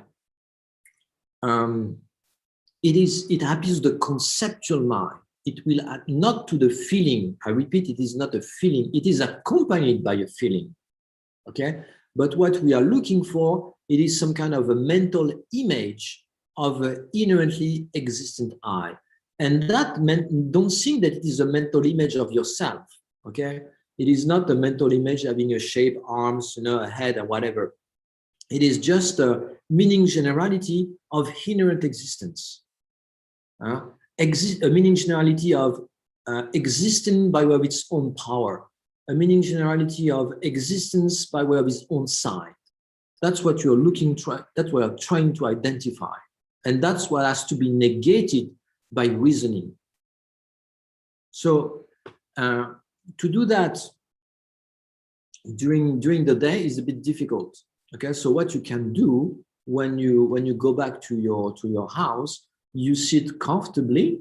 Okay, you calm down your mind and everything. You do whatever you have to do during your preliminary session of your meditation, and then after you will start to imagine yourself in a particular situation where you were actually disturbed by attachment or by aversion. Someone criticized you. You see someone pointed some fault on you. Someone accused you of having done something that is wrong or whatever. You see, and you will just observe this sense of I rising. By reliving again this situation, you will stimulate, you will trigger this sense of I, and it will appear quite clearly to your mind. Okay, so you think, for example, when you've been accused of having done something in the past, you see, oh, you've done this, you've done that, and at this point there is me. You said this to me after everything that I have done for you. You see, this I arise very strongly, and it seems to exist independently on body and mind. Independently on body and mind, it exists by way of its own power. By way of it has its own nature. It exists independently, you see, autonomously. All of this, they mean the same thing. So you have to come to identify this. And so here there is no analysis. You just have to come to get a good sense, a clear understanding of this, because this is the object of negation. This I has never existed, is not existing, and it will never exist. It is ignorance. This is the I mistakenly conceived by ignorance.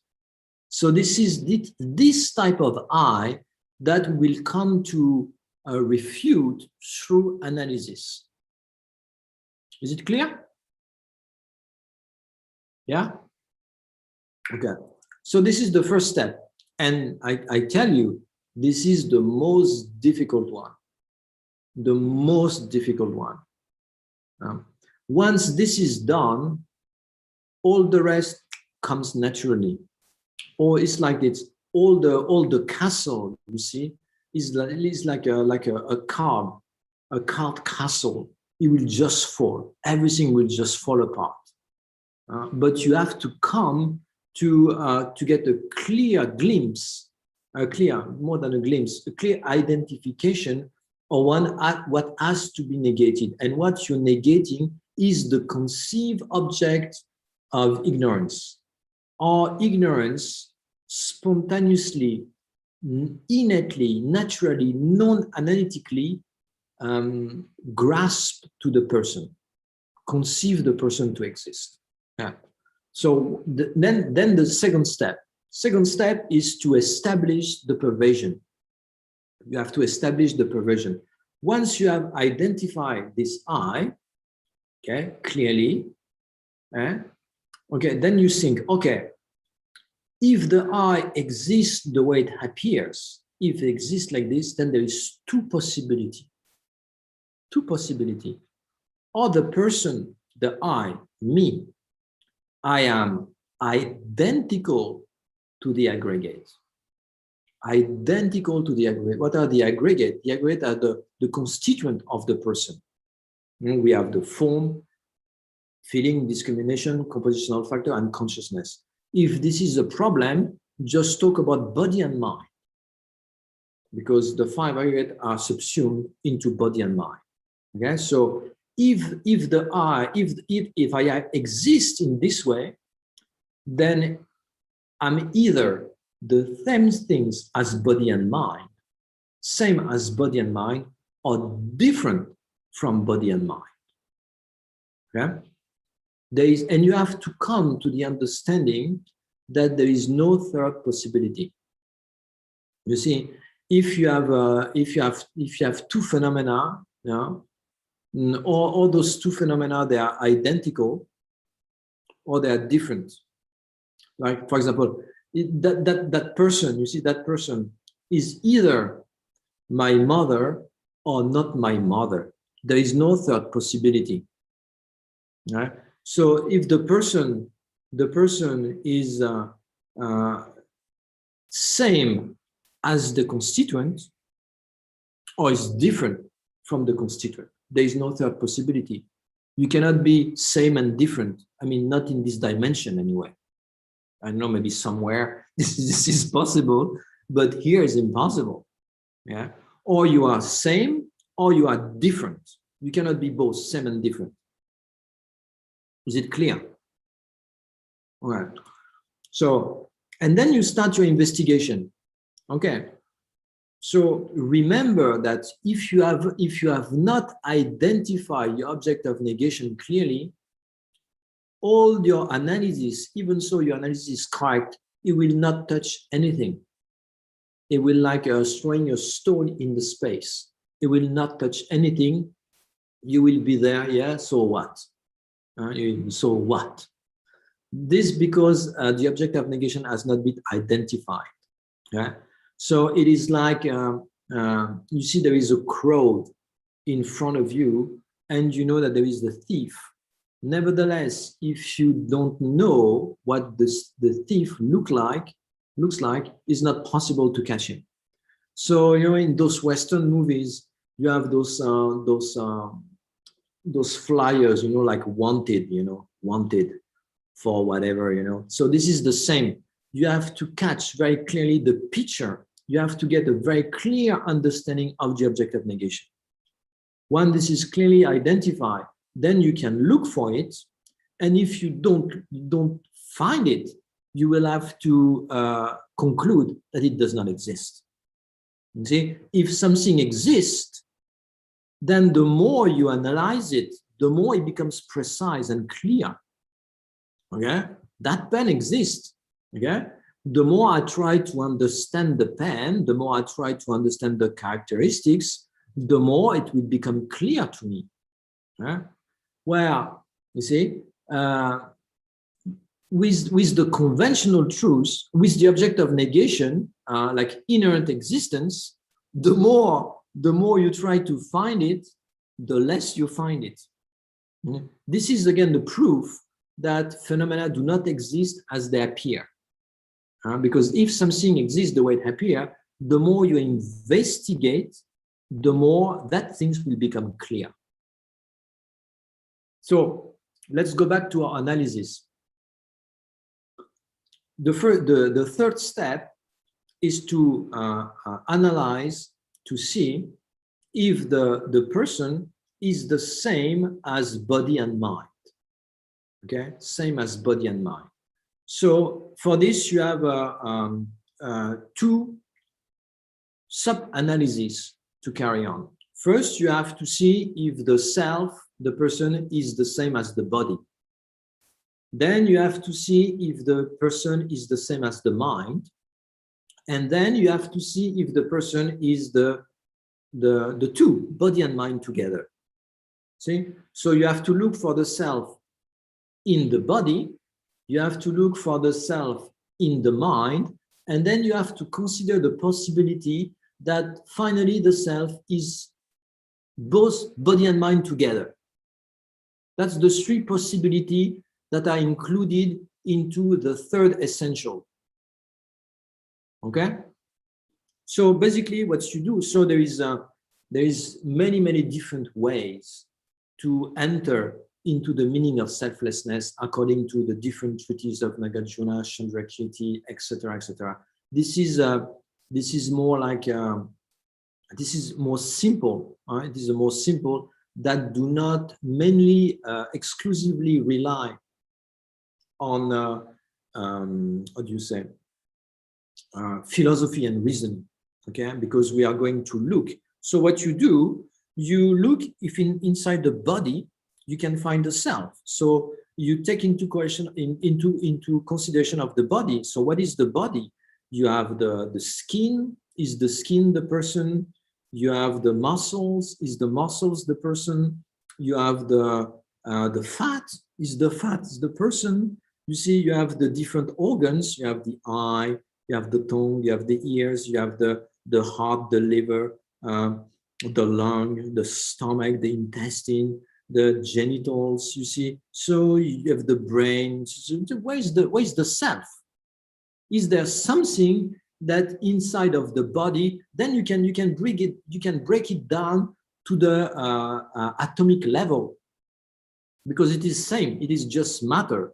So you have to break it down to the atomic level, and even the atomic level can be broke down now, because with the quantum physics, there is nothing basically. Okay, so even if you take an atom, you see, is nevertheless it has directional particles, directional parts. Even an atom, you can posit directional parts on the basis of an atom. So therefore, even an atom, which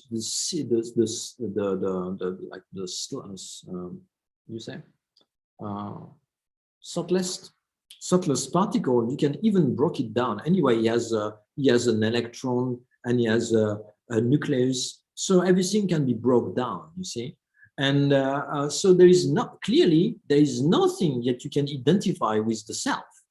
There is nothing that you can identify with the I. So maybe someone might say, "Oh, the person is the brain." Okay. So you take the brain. You see, what is the brain? What is the person? It is the left hemisphere. It is the right hemisphere. What atom of carbon, you see, is the self, if you take the brain. So you have to break it down and to understand that the body is not established into the entity of a self. And anyway, you see, you say my body, my brain, my bones, my skin, my fat, you see. So clearly there is the possessor, and the possessor and what is possessed, they cannot be the same thing. It's not possible.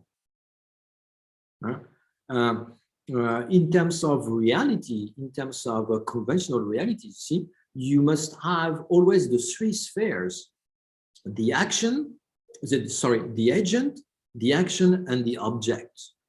This is for any action, you have those three spheres.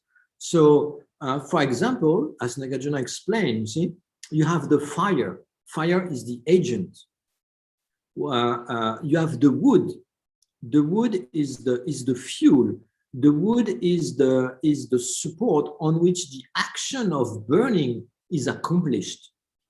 Right? So you have the fire, the agent. The wood is the object of the action, and the action is accomplished by the agent, is burning. So you have three different spheres here. So if you say that the self is the body, then you lose those three spheres. It would be like asserting that the wood is the fire.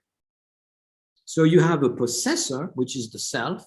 You have an action of being of possessing, which is accomplished by the self, and you have something which is possessed. And this is the person, this is the body. This is my body. This is my arm. This is my hand.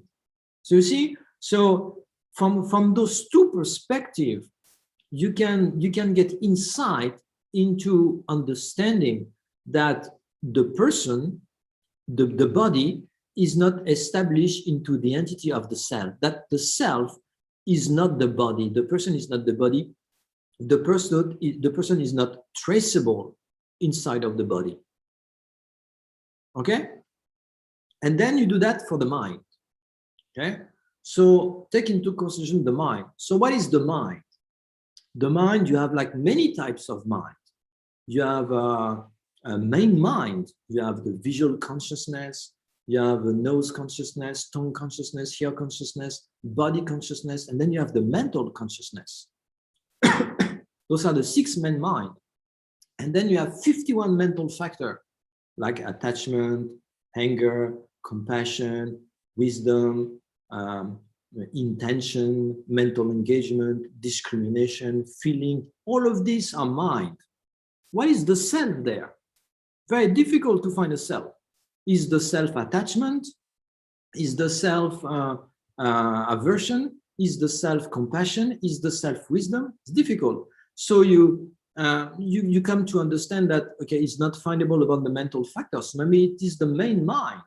Okay, so in terms of main mind, it cannot be a sense consciousness, because if the object of that consciousness is not present, that consciousness is not generated.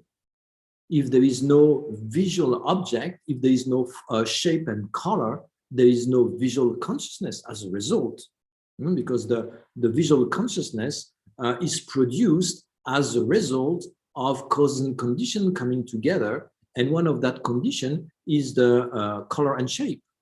Okay, if there is no sound, the ear consciousness is not produced. Okay, so you come to understand. So take, for example, a blind person. If you say that the self is the visual consciousness, then a blind person would have no self. Okay, so a sense consciousness cannot be the self because it is fluctuating. It is fluctuating. So you might come, you see, you might have the feeling that the person is the mental consciousness. Of course, you see, it makes sense. You say, all of those thoughts you see coming all the time, that's the self, that is produced by the self. Okay? But actually, you see, in a finger snap, according to the different school of Buddhism, you have like, even if you take the Sotantrika, you have 65 instant of consciousness. In a finger snap, 65. So where is the self? So as soon as this is produced, it is destroyed. And then another instant of consciousness is produced, and there another, and there another, and there another. You see, there is this continuity of consciousness is a momentary phenomena. It does not abide a single instant. As soon as it is produced, it is destroyed. That's the way impermanent phenomena works. So if you posit the self as being the mental consciousness, it is difficult also to posit a self there. What is the self? It is the past moment, but it does not exist anymore. It cannot be the future moment because it does not exist yet. And the present moment, you see, it does not abide a single instant. So here also, you see, you come to the understanding that the self cannot be found in the mind. The self cannot be found in the mind. So if the person is not the self, if the body is not the self and the mind is not the self, then the body and mind, they cannot be the self. You see, they are just part of the self. Body and mind are part of the self. They are not the self. Also, logically, two phenomena cannot be one phenomena. It doesn't work. It's not possible. Two phenomena cannot be one phenomena. Body and mind cannot be the self. This is impossible. It is impossible. So you have to work with all of those things, you see. So then the next possibility is that the person is something different from body and mind. See, that's your force, that the fourth possibility, the fourth essential, that the person is different from body and mind. So there you know the characteristics of the form. The form is obstructive, okay? So you mentally eliminate, dissolve into space the attributes of the characteristics of the form aggregate, and then you dissolve. You see, you make abstraction of the characteristics of the mind, and then the self should be there, standing in space, but there's no such thing. Yeah. So, and there you come to understand the absence of establishment of natural existence. Yeah, the absence of natural existence of the self. That's it. See, so what you have to, so how does it appear to the mind?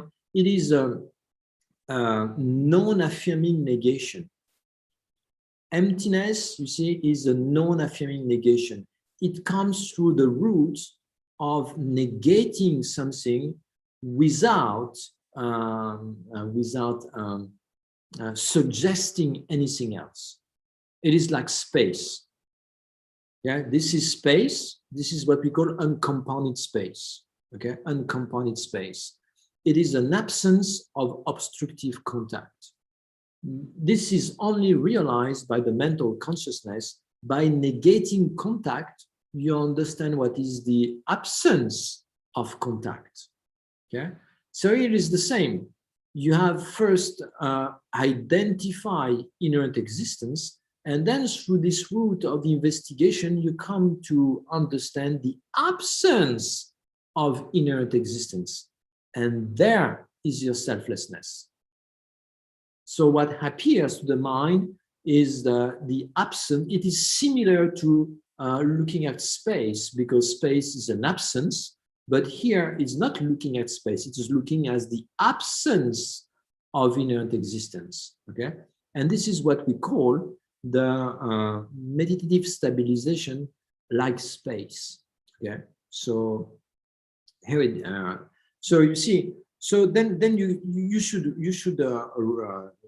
before you conclude, you have to familiarize yourself with this understanding as much as possible. But before finishing your session, you have to establish the conventional existence of the person. Okay. So there you have to think for yourself. You have to think, but I exist. You see, I exist. I am a person, and I exist. So how do I exist? Well, you come to understand that you exist as the mere designation on the basis of body and mind. See, there is the body and the mind, and the characteristics of the body and the mind appears to the mind, and based on that, there is the concept of self is placed, and you can collect the whole. Okay? So this is what we mean by imputed existence. So what is the self? The self is just a figment of our imagination. Person, self is the figment of our imagination. So we have to come to understand the meaning of imputed existence here. And I have an example. Do I have a little bit more time eventually? Sure, Venerable, go ahead. Lots of time. Okay. So you see, in India, some years ago, they changed the money. They changed the money. I remember I was in Dharamsala. It was a very bad experience at that time. Anyway, so that decision, you see, of changing the money It is not something that have been done quick, that have been just decided. So there is the plan, there were the plan before, you see. And for sure, the money was ready in the Bank of India, and they were expecting the right time to release it. Okay. So maybe let's imagine that 1 year before, everything was ready, and the new bills of 2,000 rupees, they were there. So imagine that there was some canny person, you see, he had taken these new bills of rupees, and 1 year before, when nobody knew anything about that, he was trying to sell them, you see, in the street. It was impossible. I mean, I would never accept something like this. You do what? 2,000 rupee? No way, you see. So, you see, from the side of the object, the pepper is the right pepper. It is the right color. It is the right design and everything. Everything is complete from the side of the basis. Nevertheless, it does not exist yet. You see, so you will have to wait for the official announcement, for everybody, you see, to project on the basis the value, the name, and the function. By itself, objectively, it does not exist. It has to be announced officially. You see, so there is the, you see, before there is the combination of all the elements is correct, but there is still no value. And then at the time, you see, of the release, of the new money, there is the official announcement by the government, and then from that time onward, every single individual will attribute the value to the piece of paper. But if you think 1 moment before, he was completely deprived of this. So as long as the mind has not projected on the piece of paper the name, the value that we normally give, you see, that piece of paper, that bill, you see, that it cannot be used, and it has no financial value. So the existence, you come to understand, if you think carefully, you will come to understand that the function, that existence, you see, is function from one side on the object. It has to be a particular basis.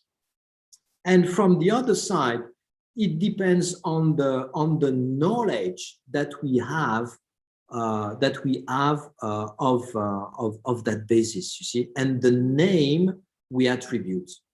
So before the official announcement, the mind has not projected the value 2,000 rupees. But once it has been announced, then we have the feeling, you see, that the 2,000 rupees, they come from the piece of paper. You have the feeling that the value come from the piece of paper. But without the announcement, there's no value there. So you see, so where do 2,000 rupees, you see, they arise from our mind. It's a concept. We are all agree that piece of paper of that dimension, of this color, is now equal to 2,000 rupees. And we all project on that piece of paper 2,000 rupees. And from that moment onward, we will have the appearance, you see, that's the ignorance. You have the appearance that 2,000 rupees comes from the piece of paper. But actually, 2,000 rupees exists only in our mind. It is a concept. So all phenomena, you see, exist in the same way. There is the basis, but from the side of the basis, the object itself cannot be found. If you look for what is 2,000 rupees from the side of the basis, you see 2,000 rupees is not the paper, is not the number, is not the color, is not all the things together. 2,000 rupees is the concept that we have placed, see, on a particular basis that we are all agree to have it works as 2,000 rupees. So for the person is the same. The person is not the body, is not the mind, is not the body and mind together. But on the basis of the body and mind, then there is the concept of I, of person that arise. But if you look, if you try, see, so the phenomena, they cannot bear investigation. What does that mean? It means that if you look for the imputed object from the side of the basis, you will not be able to find it. If you look pen from the side of the pen, you wouldn't be able to find it. If you look computer from the side of the computer, you wouldn't be able to find it. If you look person, what is the person from the side of the person? We will not be able to find it. Yeah? Because all phenomena exist in the same way that these 2,000 rupees, this new 2,000 rupees exist. They are just a figment of our imagination. They are just a concept that we have placed on the basis that we are all agree to use in a certain way and to name in a certain way. Okay? So this is the subtle dependent arising, okay? That all phenomena, they exist, they are devoid of natural existence. They come to exist only by the power of the mind. They come to exist only by the power of the designation. So to understand this is to understand ultimate reality, is to become free from cyclic existence. Right? So that's for, I think for an introduction is plenty. So you see, you might have the feeling that see that you think we have many thoughts. You have many thoughts. Therefore, there is an I. Therefore, there is the person. But actually, there is no person. Person is just imputed on the mental on the conceptual mind. There is conceptual mind that arise due to causes and condition, and on this basis, the idea of an I appear. It's like, for example, you meet with a pleasant object, and then as the result of this coming together, there is a pleasant feeling that arises, and then you think, I am happy. But actually, there is just pleasant feeling, and on the basis of pleasant feeling, the concept of I arises. So in the same way, now you say that I am sitting, but actually the body is sitting, and on the basis of the body being sitting, the concept of an I, which is sitting, always also arises to the mind. So you see that the appearance of the I is directly connected to the appearance of the five aggregates, but the I is not any of the five aggregate and is not also the collection of the five aggregate. It is in the same way that 2,000 rupee cannot be traced back into the piece of paper, either in a part, color, paper, characteristics, whatever. It is just something that arises in the mind in dependence on that. In the same way, the concept of person arises to the mind in dependence on the aggregate. Sometimes the body is necessary, sometimes the mind is necessary, sometimes both body and mind are necessary for the concept of I to arise. Right? So when there is all of this, so you see there is a continuum of physical and mental events. Physical and mental event arising instant by instant, you see? And on this, and all of these instants are not the I. The collection is also not the I. They're just physical and mental events. But on the basis of this collection of this continuum of physical and mental events, then the I is attributed. The I is attributed. Okay. Anyway, okay. So if we conclude the text, okay, said having understood this, okay, so he said, as renowned, it is renowned as supreme, the lamp dispelling the darkness of ignorance. See, that wisdom is the lamp dispelling the darkness of ignorance.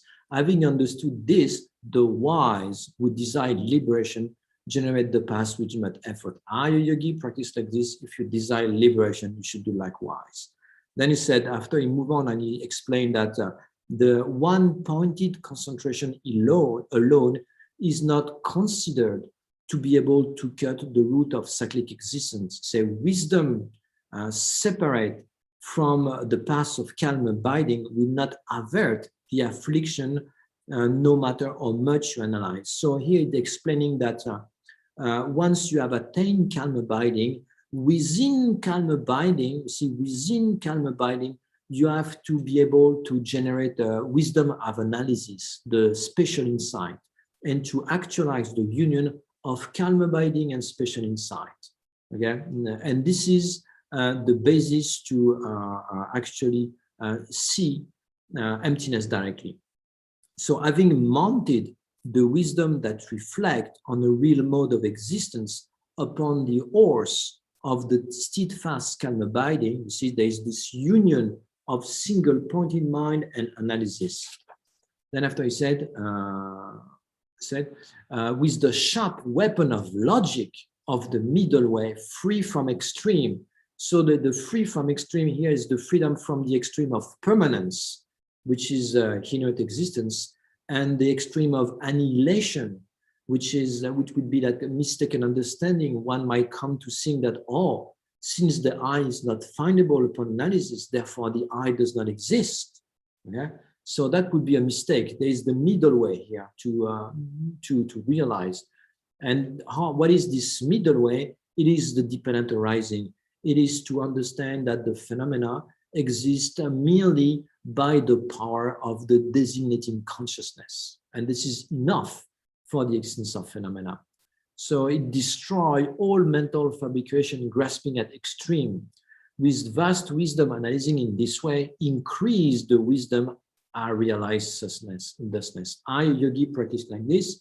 If you desire liberation, you should do likewise. And then it goes on. This is the path of unification, of calm abiding and special insight. This is the the meditative stabilization achieved by one pointed meditation is not enough. With the individual investigation of proper analysis, generate the meditative stabilization that abide, firm, immovable on the mode of existence. So before, when you have calm abiding, you see, if you concentrate, you cannot analyze. You lose single pointedness, and if you analyze, and if you concentrate, you lose your ability to analyze, and if you analyze, you lose your ability to focus single pointedly. Here, at that moment, you see, you have united those two abilities, where analysis reinforce concentration, and concentration reinforce analysis. It's quite incredible. So having seen this, understand how wonderful are those who endeavor to accomplish the union of calm abiding and special insight. I, a yogi, practice like this. You would desire liberation, you should do likewise. Then after he says, in meditative equipoise, emptiness is like space. So this is what we have described. When it comes to refute the conceived object of ignorance, then you enter into a meditative stabilization, which is the mere, what appears to the mind is the mere emptiness of inherent existence. This is what is called like space.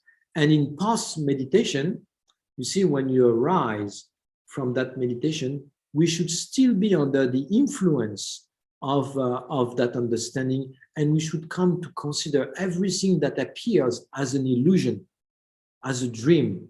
You see, in a dream, or in a dream, things appear to be real, but they are just the product of the mind.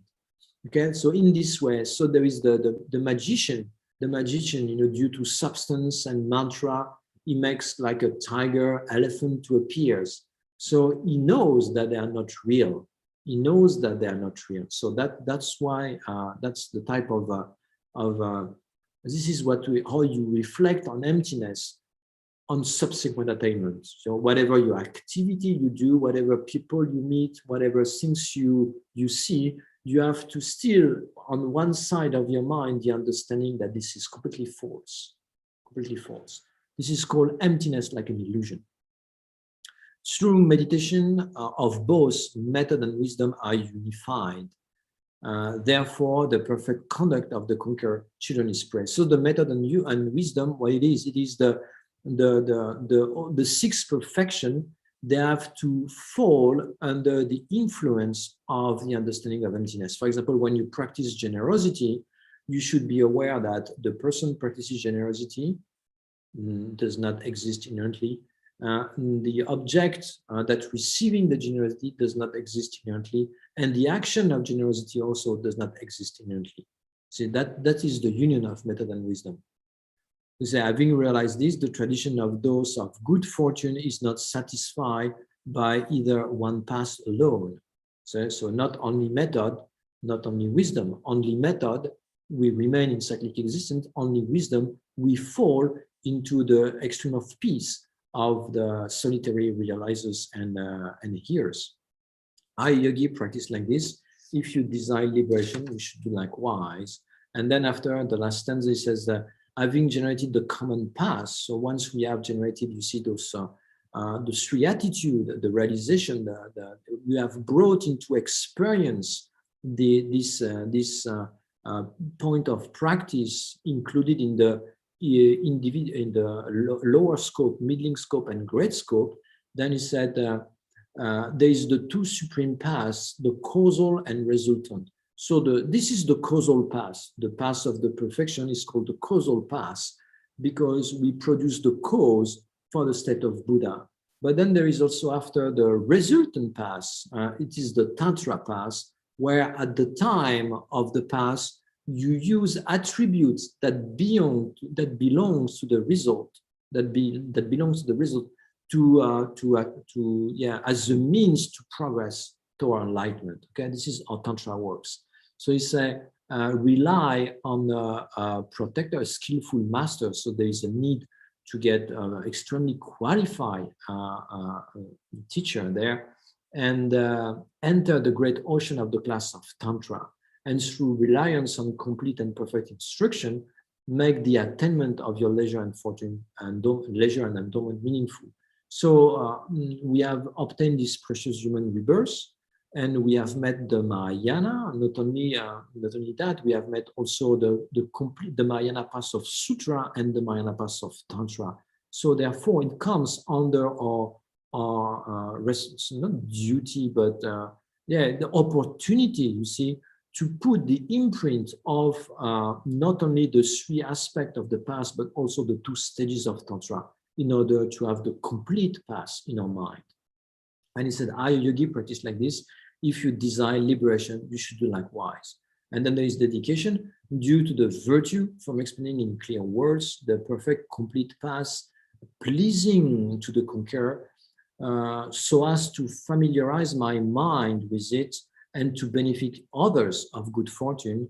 I made a prayer.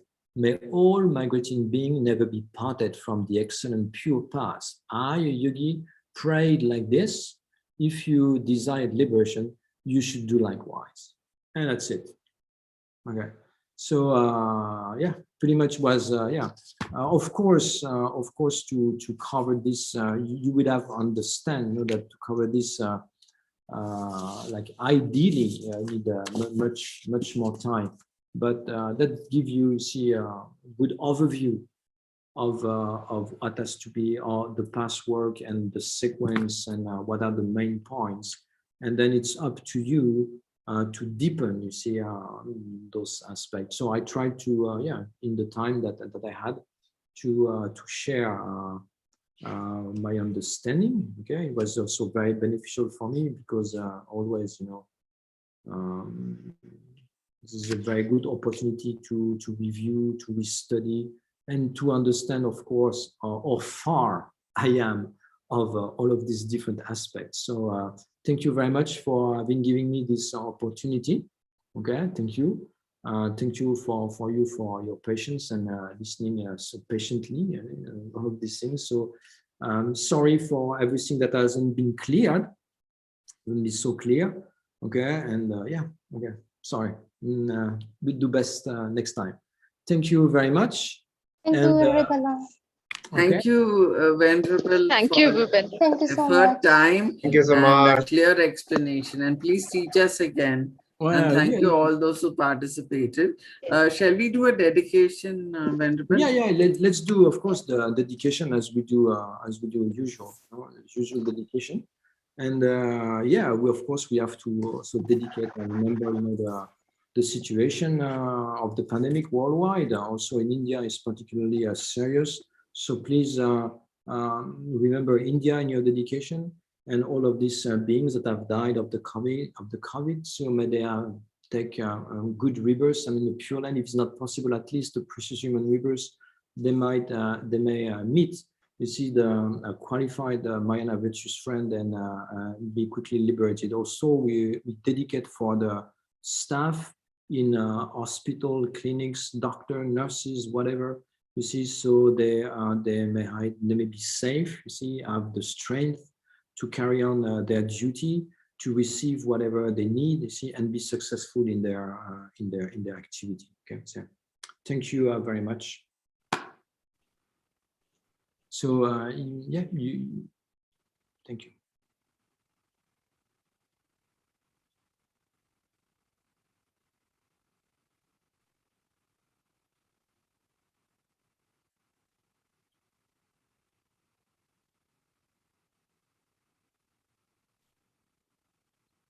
How does it work? Do I read? Do you read? Not yet born arise. Sorry, I didn't get that. I go on. So may the precious supreme bodhicitta, not yet born, may that arise and not decline, but increase more and more. Samsara and nirvana, like even an atom of inert existence and cause and effect and dependent arising, are unbetraying. I seek your blessing to discern the meaning of Nagarjuna thought, that these two are mutually complementary and not contradictory.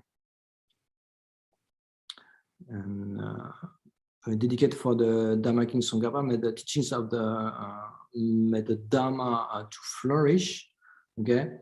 And may all the sign and obstacle be pacified and the conducive condition be complete. Due to the two type of merit of the three time for myself and other, may the teachings of the victorious one, Lama Tsong Khapa, shine resplendent forever. Incomparable, kind and supreme Tenzin Gyatso, wish granting, fulfilling jewel, source of every single benefit and happiness in this world. May you have a long life and all your holy wishes be spontaneously fulfilled. Thank you, Lama Zopa.